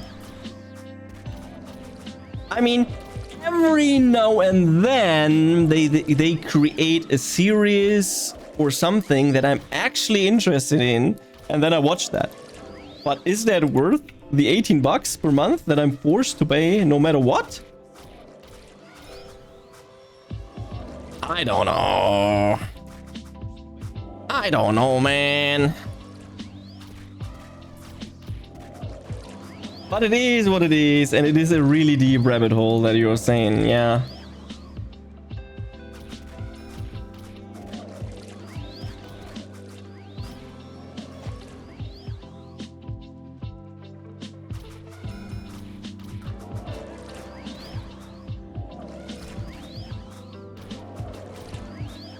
The giant is coming. Dodged. Easy.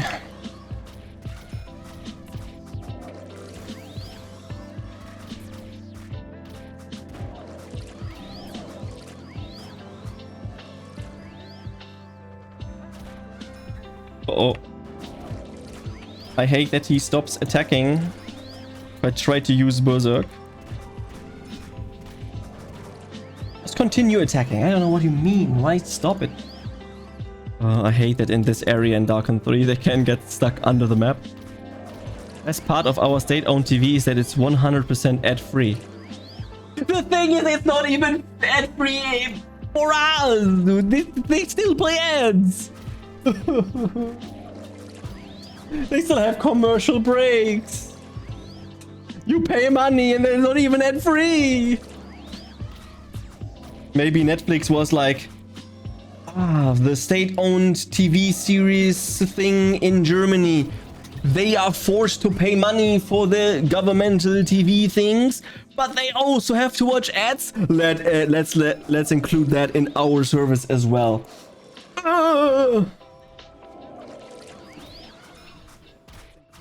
But I don't know people who watch TV anymore. Like there's like statistics, I think. Oops. About the average person that watches TV.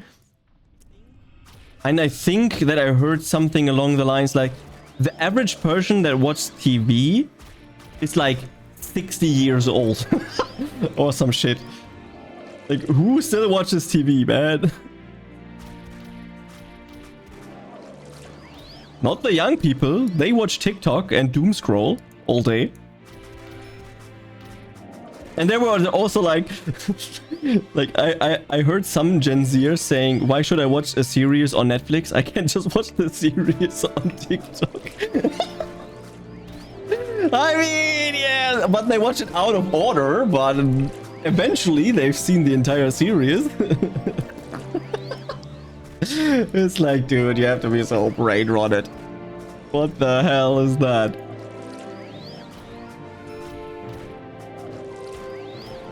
A holy Gen Z argument.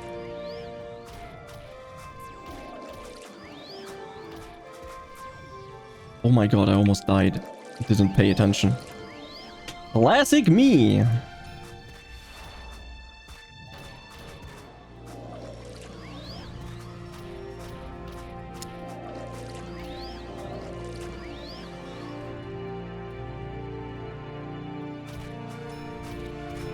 Oops.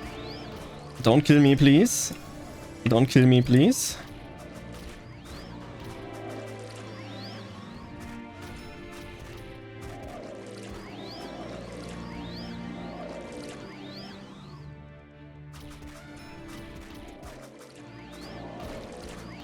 Yeah. Soon my turkey is done turkeying.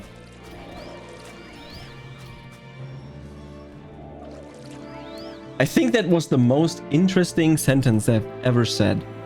The turkey has been turkeying. That is quite something. It's also the same for my brain is braining.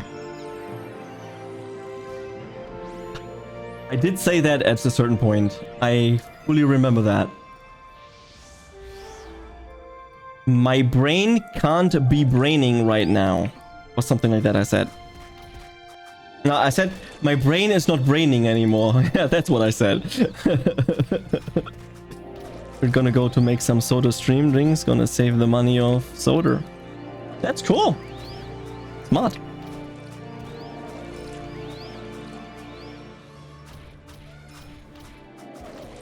I do one more FF bot action.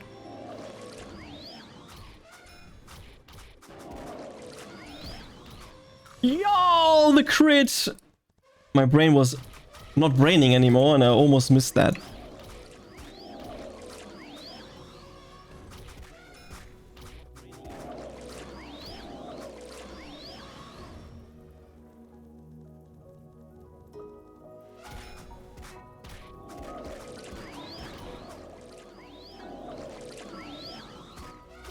Ah, the giant is down there. That is so cool.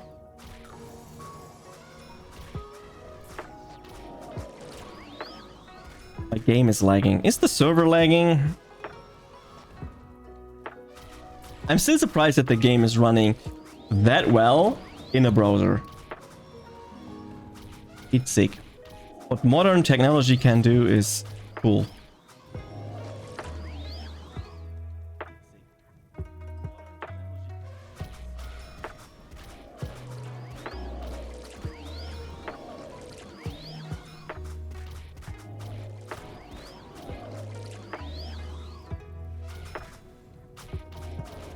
When they released FlyFF Legacy on the phone, I was back then also thinking of, damn, why aren't they making it a browser game? That way everyone could play it. That would be absolutely sick. Like the original version, that would be crazy. And then someone in the private server scene was like, hold my beer, let me do that. And then Universe was existing.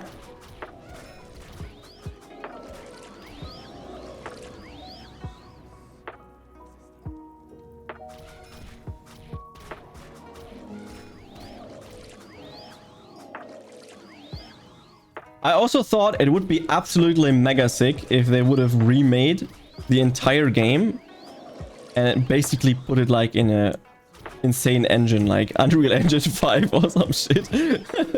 It still looks the same, it still feels the same, it's just Unreal Engine 5 with crazy shit. No engine limitations anymore with their stupid ass shit in engine that they had originally. Self-written engine.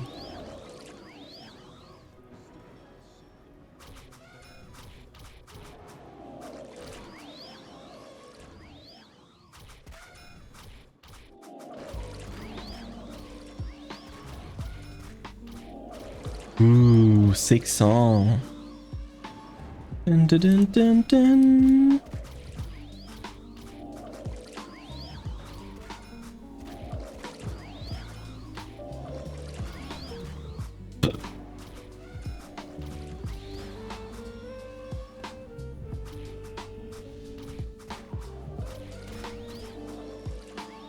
I really like the FlyFF Lo-Fi album that I created.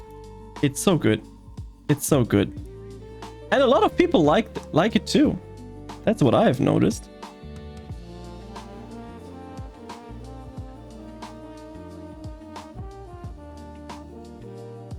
It got very popular on Spotify. Great.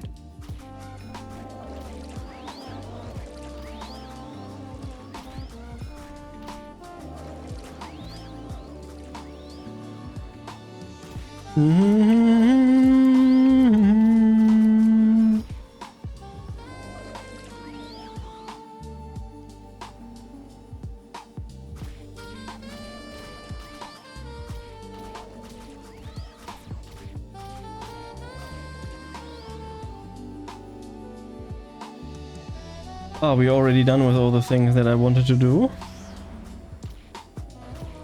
I think I just teleport back to Darkon 3 after I am safe.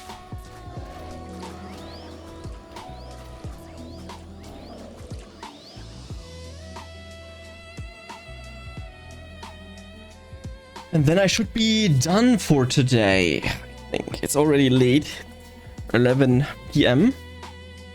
I want to wake up relatively normal and early tomorrow.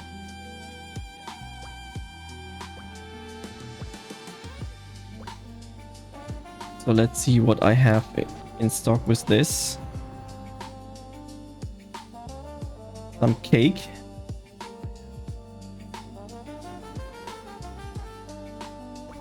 Some weird cake.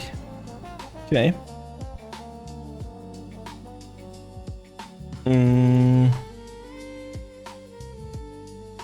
The fire shower shit. Whee! Stupid blue pills nobody cares about. Even more stew.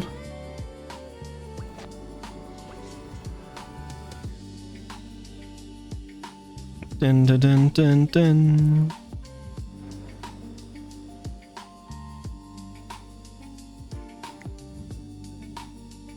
$11 ain't all. I'm gonna wake up at 9 to watch some curling, but if I go to bed at 3, I still end up at 9. That's pretty sick. But you have to take in account that I'm awake already since I don't know when, too early. I am old and I love sleeping. So that's the best holy trinity of trying to go to bed early.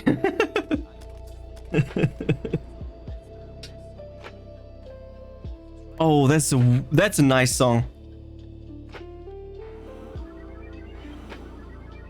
Let's increase the volume.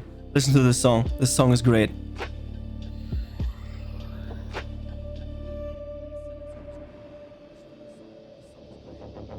I'm 31 and C31 is still young, man. Literally me being 32. Is this Yuga? Yo, Sneezy. What up? Yes, this is Yuga. How are you doing? You said it's like a browser game. It is a browser game. Oh, pressed the wrong button. It is a browser game. See? It's in the browser. And it's a game. And now I have completely ruined the setup.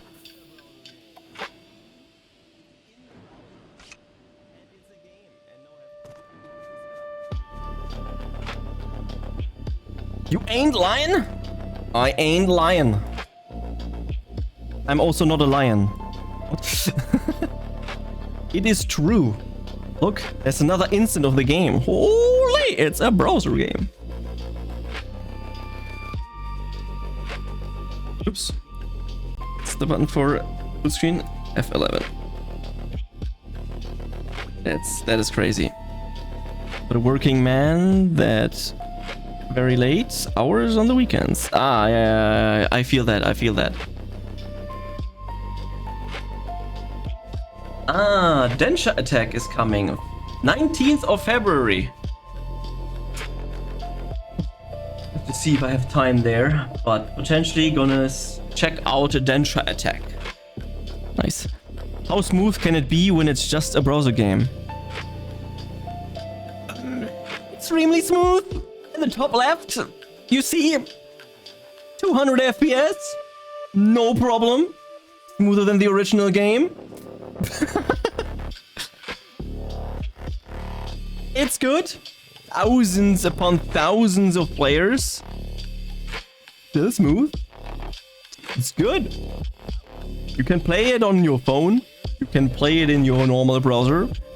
You can do everything you want to. The sky is the limit.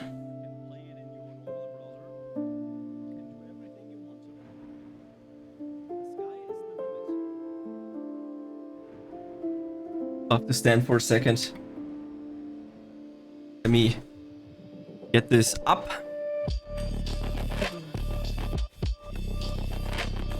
this like prestige type of life or no? What do you mean prestige type of life? This is official, by the way. This is the official version. They made a browser game right now. Like a reset or something? The universe is separate from the original FlyFF, right? So you have the official FlyFF, which is still the client from Gala and stuff. But this is also the official version, but just in a browser. Clockwork makes you reset, right? Clockworks makes you nothing right now because Clockworks got DMC 8 and they're offline forever. They have a permanent version, which is this, but they also have the universe, FlyFF universe. They have also seasons, which is called FWC. As you can see, someone is called FWC, which is apparently double the EXP, upgrading until +8 is basically free, and all that kind of stuff. You're catching up a lot. They have more content and all kind of stuff, and that happens seasonally as well.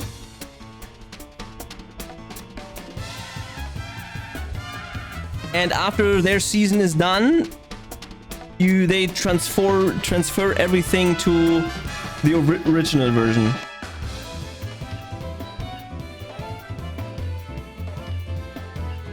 When you get cap level, then you reset and shit like that.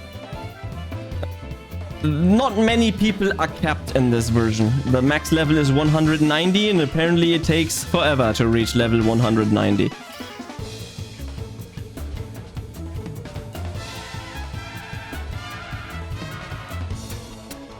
They made also a bunch of changes to this version.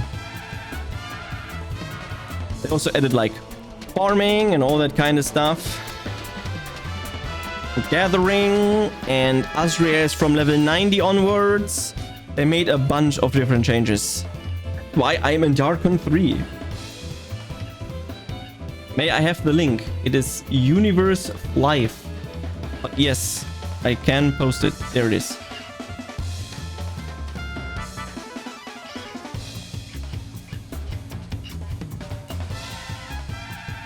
If you want to play on the same server, I'm playing on Totemiya though. Also, because you didn't know that Clockworks is offline, every major private server is offline. They got all DMC 8.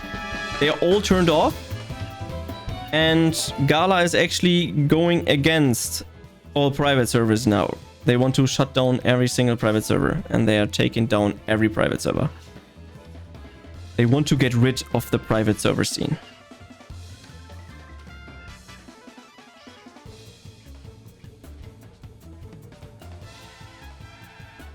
So, official it is. But I was playing on Universe for a little bit. You're from EU, aren't you? Wouldn't my ping be bad for your server? I'm in Asia. From what I've heard, it's not too bad, but you can of course play on the Asian servers.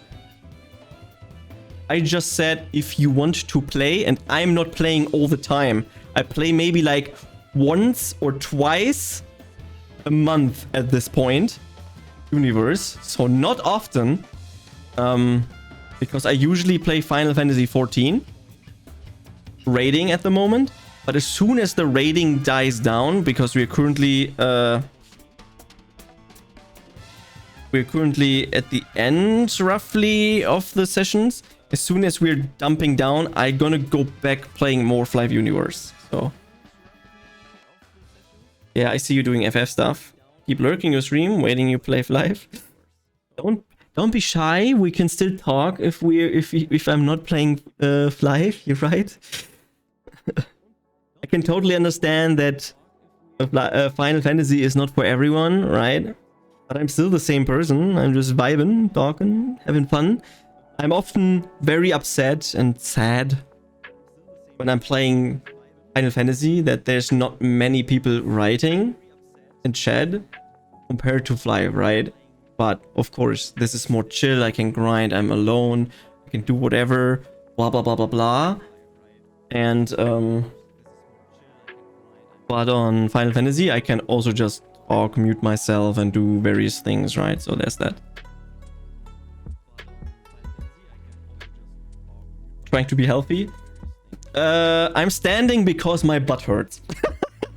That's the only reason.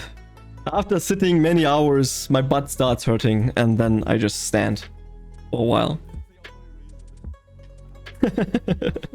That's basically it. I'm actually at the point where I want to end the stream, but since I'm enjoying talking with you so much right now,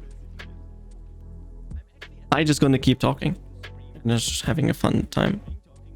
A new chair? I have a brand new chair. It is comfortable, but every chair gets uncomfortable after sitting on it for 8+ hours. I'm back on WoW. You're back on World of Warcraft. I mean, everyone has their favorite game that they're always coming back to, right? So for me, for example, I pivoted away from FlyFF to play other games and other MMOs because life, if we dumb it down, it is a Korean grind MMO.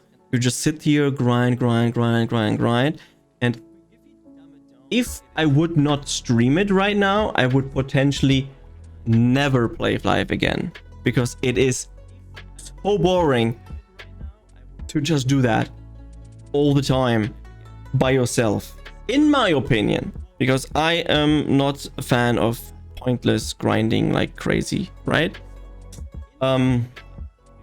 So that's why I pivoted to Final Fantasy, and I really wanted to. I already played Final Fantasy for many years, but I switched to raiding, and raiding is extremely fun. You have complex fights that you need to remember a lot of things. The skill gap is great, the combat is great, and all that kind of stuff. It's wonderful. I like it. It's good. I never really got into World of Warcraft. I've played until Wrath of the Lich King when I was younger, from Classic to Wrath of the Lich King back in the days. But that was basically it. Have you played Lost Ark?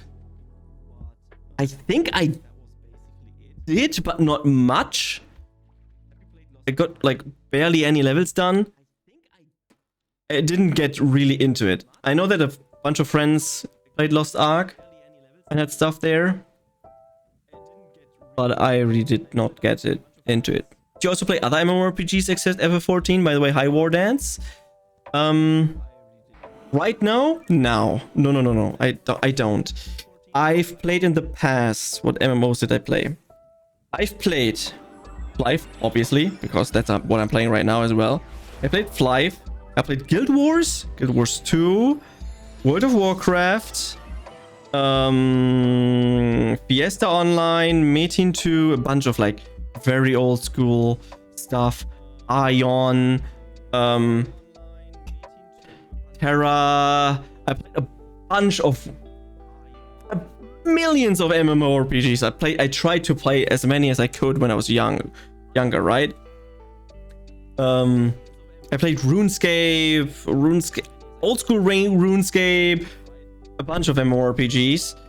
But MMORPGs also steal a bunch of time, and there's a huge time investment into MMORPGs, so always getting back and forth playing many MMORPGs is difficult. If you play them in sessions, like let's say you play, for example, for me, I play Final Fantasy 14. After all the raiding is done, I basically don't play the game because there's nothing to do for me.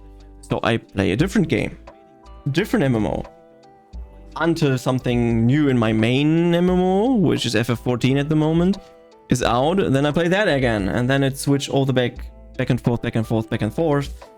But you can't really main multiple MMORPGs. This is not possible. If it's your job to play video games, if you're a streamer, then potentially it is. But I personally don't think that is possible as a casual player. Oh, you're playing Guild Wars 2 at the moment. That's awesome. I only heard good things about Guild Wars 2. I've played the base game when it came out, potentially until like level, I don't know, 25 something, like 20 or something. Not really high, not really much. I think Guild Wars 2 is good as it is right now. Haven't played it in a long time, but maybe at a certain point I'll try it out. I've only heard good thing. I just heard that the raiding scene is not that good. It's kind of weird. It's the same for World of Warcraft. Raiding is special. It's like different. I like the raiding content in Final Fantasy because you just go into the boss, do it, and stop. There's no doing run splits or having all it's necessary to have 50 bazillion alts to do and get content and gearing and blah blah blah. You just craft your gear, you meld your gear, you go into the fight, you drop items, you do some additional content every day to get a special currency to buy it. It's not much effort, and you just get gear and you can just play. And I don't have to play so many hours to just get started to raid, right? It's like this. You can just go immediately in, bam, bam, bam, bam, bam, bam, bam, bam, and do stuff, which is great. That's what I really like about it. I also did FF14, but only for like 500 hours. Not compared to WoW or FlyFF. And people maybe here now, only 500 hours. Only 500 hours means in Final Fantasy, if you don't skip the story, you're basically done with the story now. Now you could play the game and then you stop. Because there are a bunch of people that only play the story in Final Fantasy and don't raid and stuff like that, right?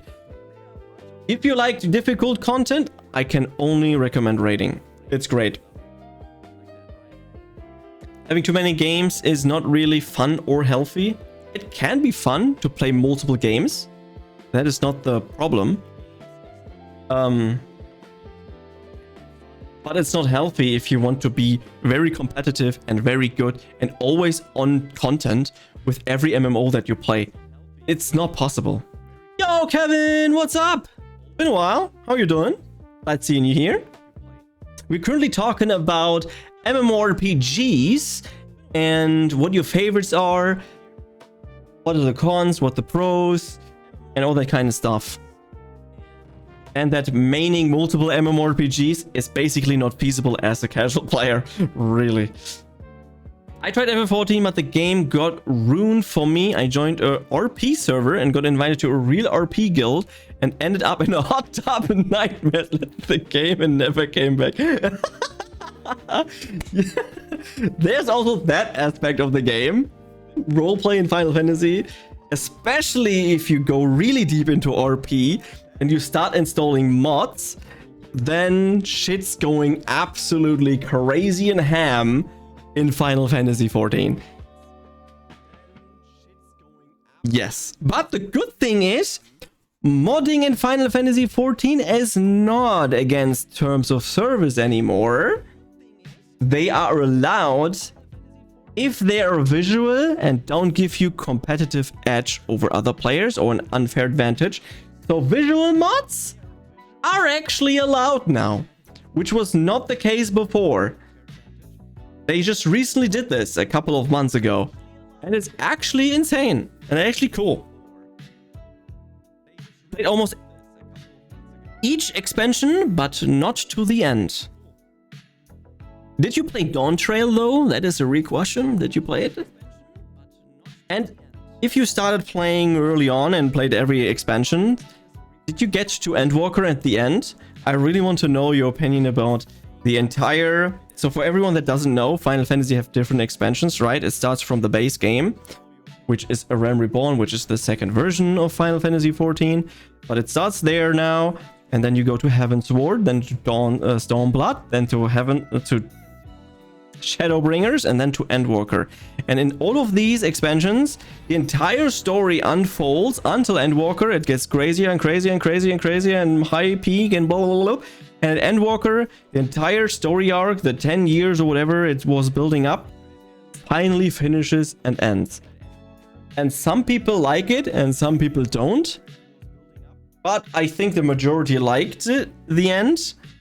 And the majority of people are now in a crisis with Dawn Trail, because you had a story that was linear and was trying to go to a goal, and know that this goal is achieved and the insane peak happened, Dawn Trail feels like, what happened here? What is going on? I mean, you had 300 hours of content to build up a story, to a climax, to an end of a story. Of course, it feels way more massive, intense, than you start a new story, which is 40 hours old. There's no climax yet. They need another 10 years to build climax. I hope they do it correctly this time as well. Yeah. To make games, 2 or 3 is fine, but anything more than that is too much. I can totally understand that. I am so busy with working and playing other games and playing Final Fantasy. I play one singular MMORPG and I barely fit time to play other games that are not an MMORPG. I still have a huge list of games that I want to finish. I can show you my Steam library, all the games that I have installed. Look at this. I have Auto Rogue that still needs to play. It's an endless game, but I have Chrono Trigger I want to play. I want to play Counter-Strike at a time point again. I play this sometimes, then Cyberpunk, Dragon Ball, all the Final Fantasies basically, Kingdom Hearts, and all other games. Most of them are RPGs because I like RPGs, but I have such a huge library as well, and I want to play more games, but there's no time. It's crazy. An MMORPG actually, yeah, it needs a lot of time. I played Expedition 33, by the way, which suggests if you haven't tried it yet. I actually played it as well. And it's great. I can really suggest it as well. If you want a game, if you want to play a game, Expedition 33, story amazing, gameplay good, music absolutely fantastic. And if you look at the story as well, how the game actually got created, the behind the scenes and what happened, that is a miracle that this game even exists. And wow, the story is crazy. It's not a perfect game, but it's one of the best. Would suggest everyone to try it. Yeah, it's not a 11 out of 10. This is an experience that blows your mind away. But from a game that was like, okay, turn-based fighting, got back. Interesting concept. Story is very good. And all of that combined, it's a great game. Only watched gameplay of it. Can't take turn-based game. It's not a simple turn-based game. It feels more like a Dark Souls game, because you have the parrying system, and it's not a simple Final Fantasy turn-based game, the old style, right? You do your turns, and then, well, let's say Final Fantasy X, you do your turns, and everything is like in order, and blah blah. If you in Expedition 33, you don't dodge, you don't block your mechanics and stuff, or you play a little bit wrong, you could die easily in every single fight. Which makes this game so challenging as well. It's a really challenging game. It has a skill ceiling, for sure. And the funny thing is, you have multiple paths in the same area where you can go, and you just take a different turn, and suddenly you're at an enemy that is so OP, it just one-taps you. No matter what you do, you're completely out of place here. Why is this monster here? And I just go left instead of right. Right is the path for the main story where you have to go, and left is a small little optional way or path. You just meet an enemy and you think like, this is a simple enemy here, right? You just attack it and you have no chance. You just die. You play perfectly, you dodge everything, you do everything, you're just dead. It's crazy. I don't dodge, it's parry, or I die. Yeah. It's good. I can recommend it. If you have someone in your Steam family, friends, for example, and that person has it, Install it, try it out, play it for an hour. If you don't like it, it's fine. But I can recommend Expedition 33. There's a reason why it got Game of the Year, right? It's a wonderful game. There's so many wonderful games out there. I can say that much.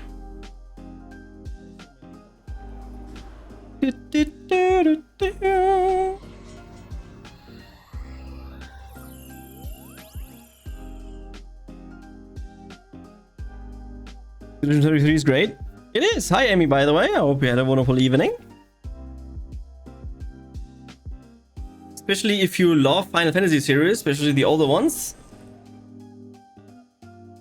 I have played almost all Final Fantasies, actually.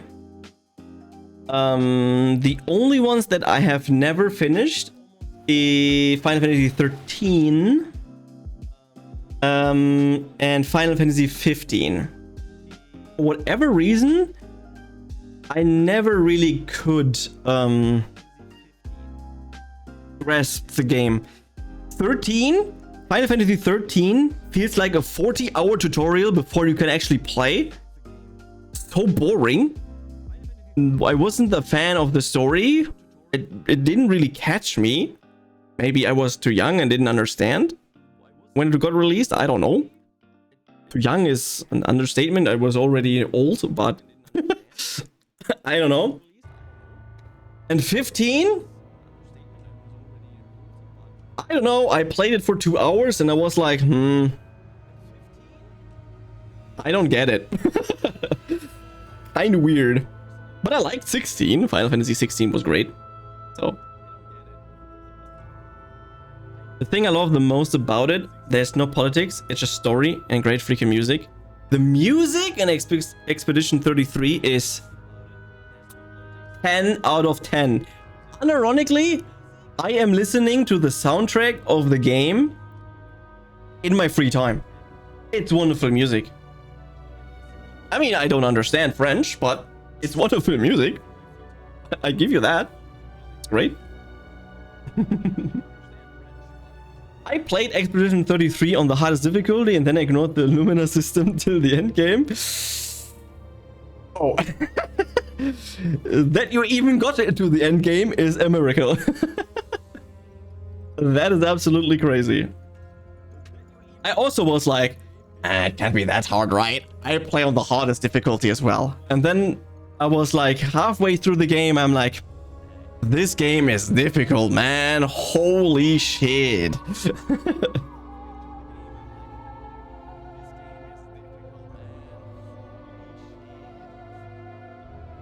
But if you get a build and the right party members and you know what to do, then it's not that difficult. It's fun.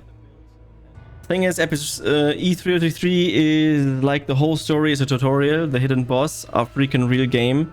Oh my gosh. Yeah, the hidden bosses, they are tough. And what I like about Expedition 33 as well is if you're way under leveled and you go in an area where it's just danger and you just go there and you just take the fights, you can play through this area. It's just a skill issue if you can't. It is crazy.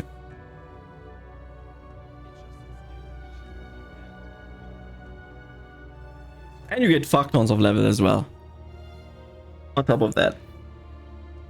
You can win even under leveled. You just need the timing right. Yeah, and the timing is tough.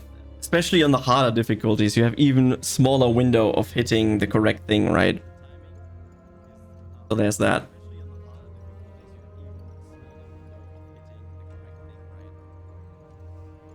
It's great. I played it in my free time. I wish I would have streamed it. But I played it in my free time and it was wonderful.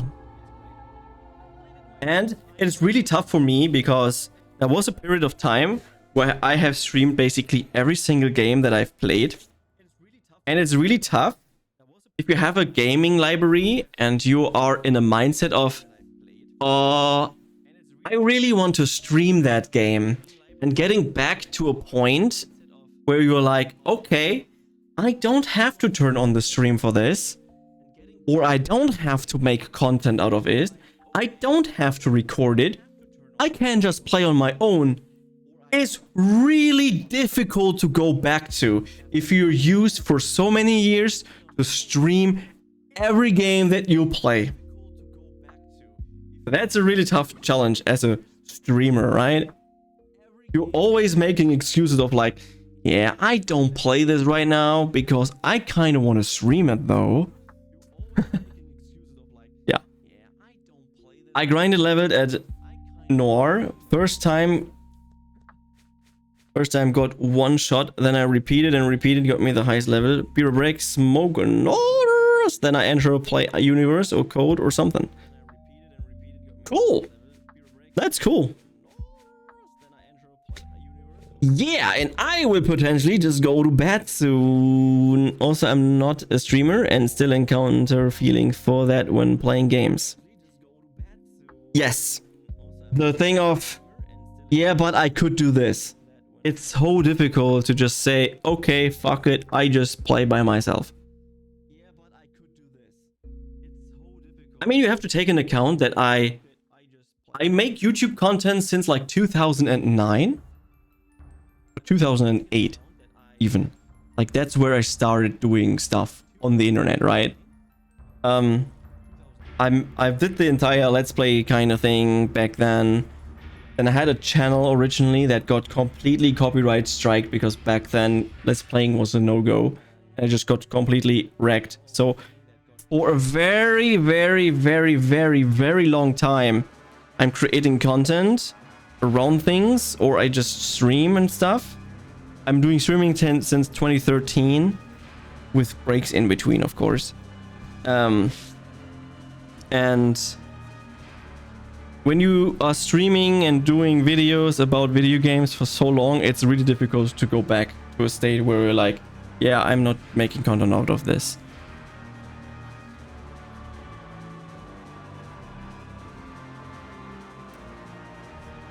Live OG Classic. You were farming pranksters or something. It's a couple of years, yeah. It was nice chatting with you. I have to go now. See you around next time, alright? Even if I am playing Final Fantasy, don't be shy to come by and say hello. I'm always welcomed to talk. Like, it's just a different game in the background. It's just a different game in the background, right?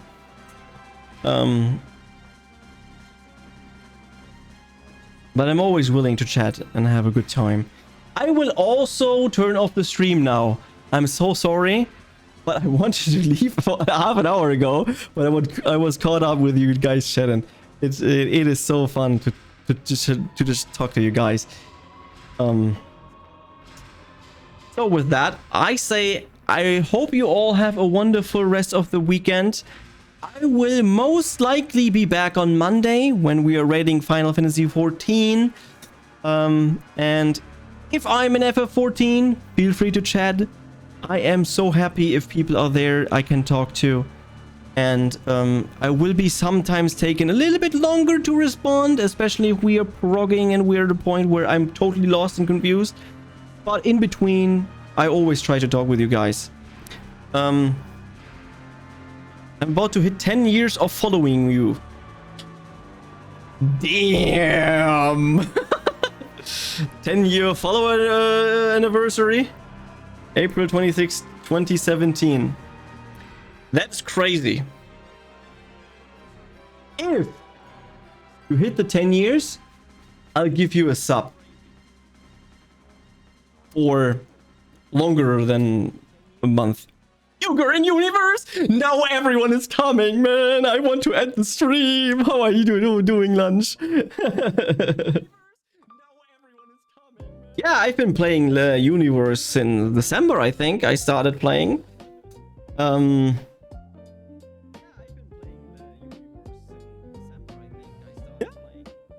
That's when I started actually playing a little bit.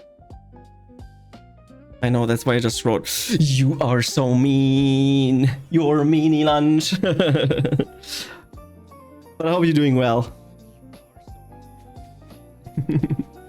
No need to do that. I still do. You just need to remind me, otherwise I'm forgetting.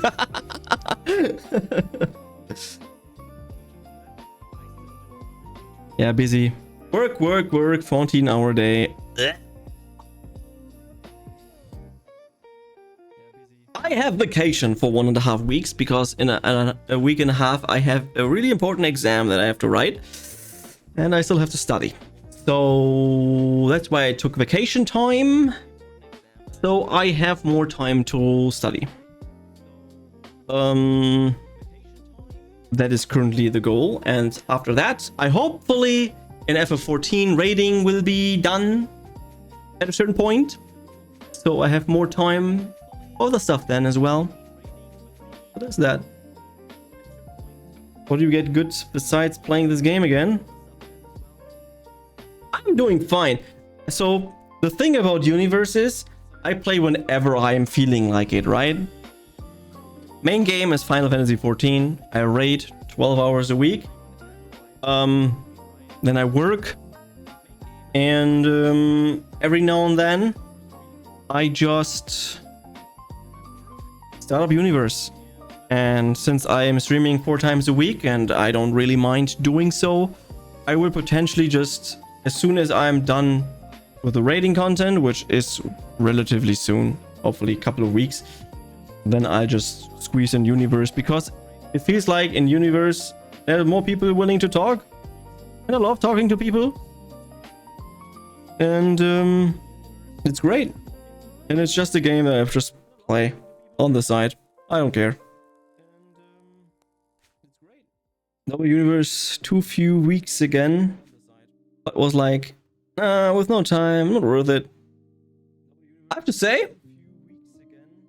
with the amount of time that I've spent in this game, the progress that I've made is not bad. I've played, I don't even know how much, 30 hours or something like that. And I'm like level 88.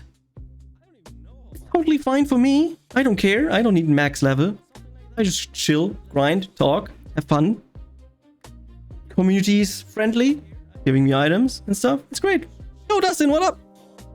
How was your... Yeah, you streamed, but you raided Heinke. I saw that. But you were playing Persona 5 something that I forgot. And I saw your ping about the Denture attack. I think that's next Friday, right? I have to see if I have time there. Oh, I didn't raid Heinke? Didn't?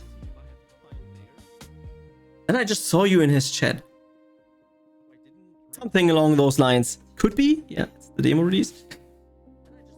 Yeah, I'll see if I have time. I mean, I have time. I am on vacation. It just depends on when it actually releases and stuff. And if we are raiding and stuff, I'm probably gonna stop capping. I'm just gonna download it and play it for 10 seconds, and then it's like, what the fuck is this? And then we'll potentially never touch the game ever again.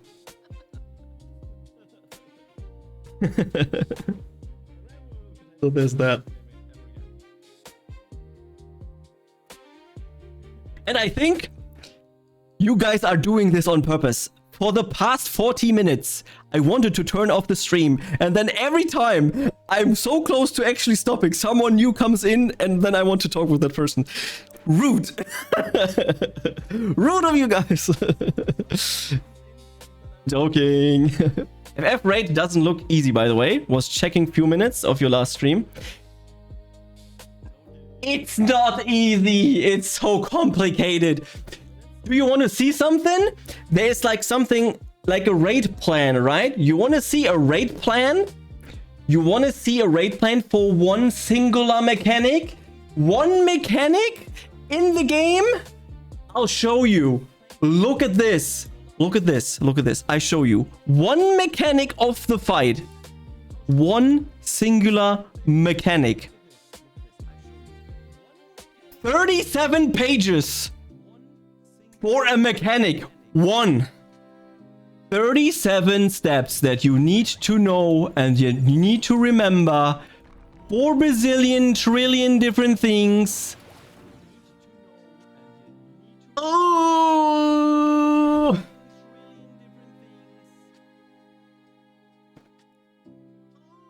What is this? What is this? What is this?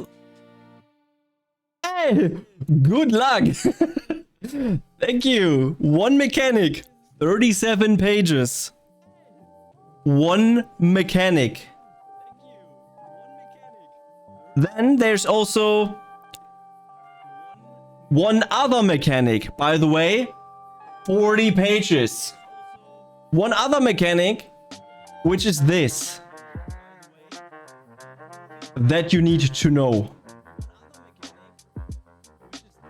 What do you even mean? It's ads at the moment, I know, but there's the rewind feature. People can just rewind.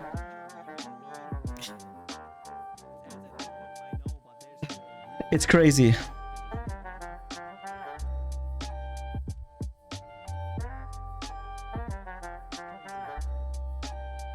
I just closed and reopened. Boom, ad gone. Yo, he subscribed. Thanks for the sub, man. Holy. Ah, yeah. Let me reintroduce my my rent lunch. For everyone that had no ads, here's the rewind. For 1 singular mechanic, we have 37 pages. This is absolutely ridiculous. 1 mechanic. 37 pages.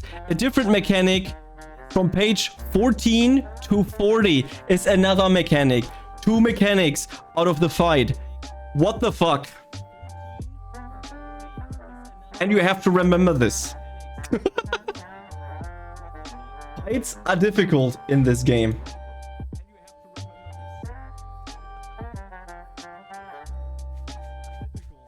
But hey, life is so easy, right? So many things to remember. So difficult to play.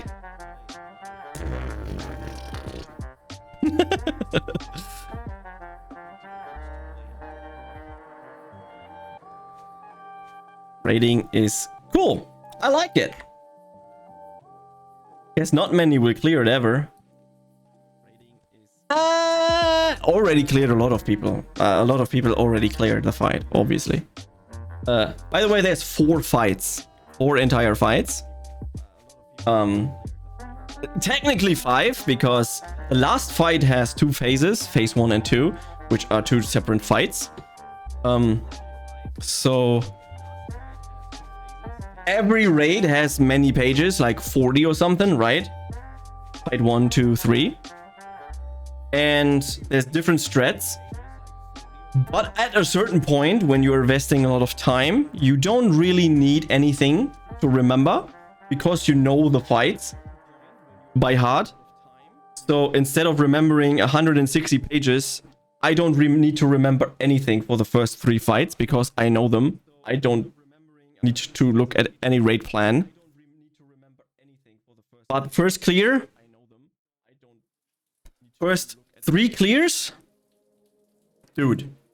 Insane. After that, some fights require that you need to remember stuff and it's easier to write like a macro or have a raid page open or a cheat sheet. For example, in P1, in P1 of the last fight, I just have this picture which tells me what to do for 2 mechanics, and that's the only 2 things that I need to know in the entire fight. The rest I know already by heart, and this is just to make sure that I know. I'm more of a journey player than endgame players, like the leveling aspect of MMOs. Okay, I can understand. Oh, Kevin! I played the game way back 2009, I believe. Is it the same FlyFF game, or has it an auto combat as well for grinding? Cause I don't have enough time to manually play the game just for the PvP. Are you talking about FlyFF? I hope so. This is FlyFF Universe, which is a browser version of the official FlyFF. And you can play it on your phone, on everything you want. And it's yeah, it's basically just a browser version of the game, and it is a new version, so you have to create a new account and stuff. And it is official, by the way. And there's no auto leveling. You have to still level normally. It's like the normal. It's basically the same game with a lot of changes made. But I play it more casually, and I have reached level 88 in like 30 hours, which is fine, in my opinion. Give it a try. What else is there? If you play like half an hour, then you play half an hour, right? If you play an hour, then you play an hour. Is it low rate? It's official rates. It's low as fuck. Yeah. Purple chat, hello. Heading to bed now. Tired as fuck. The old man. Thank you, lunch. I'm also tired, but I'm getting getting kept up and standing here. I just can't leave when people are asking questions. Bad habit of me. But yeah, just give it a try. There's nothing to fear. Let me send you the link, and then you can give it a try, Kevin. Here. This is the official link. Go and play. Give it a try. You can even create a guest account. You don't even have to create an account. Create a guest account. Play for an hour. You don't like it? You don't like it. You can play it on your phone. Everything that has a browser. That's it. And lunch, thank you so much for the sub, by the way. I don't have alerts, so I didn't even know. Who needs alerts, right? I don't.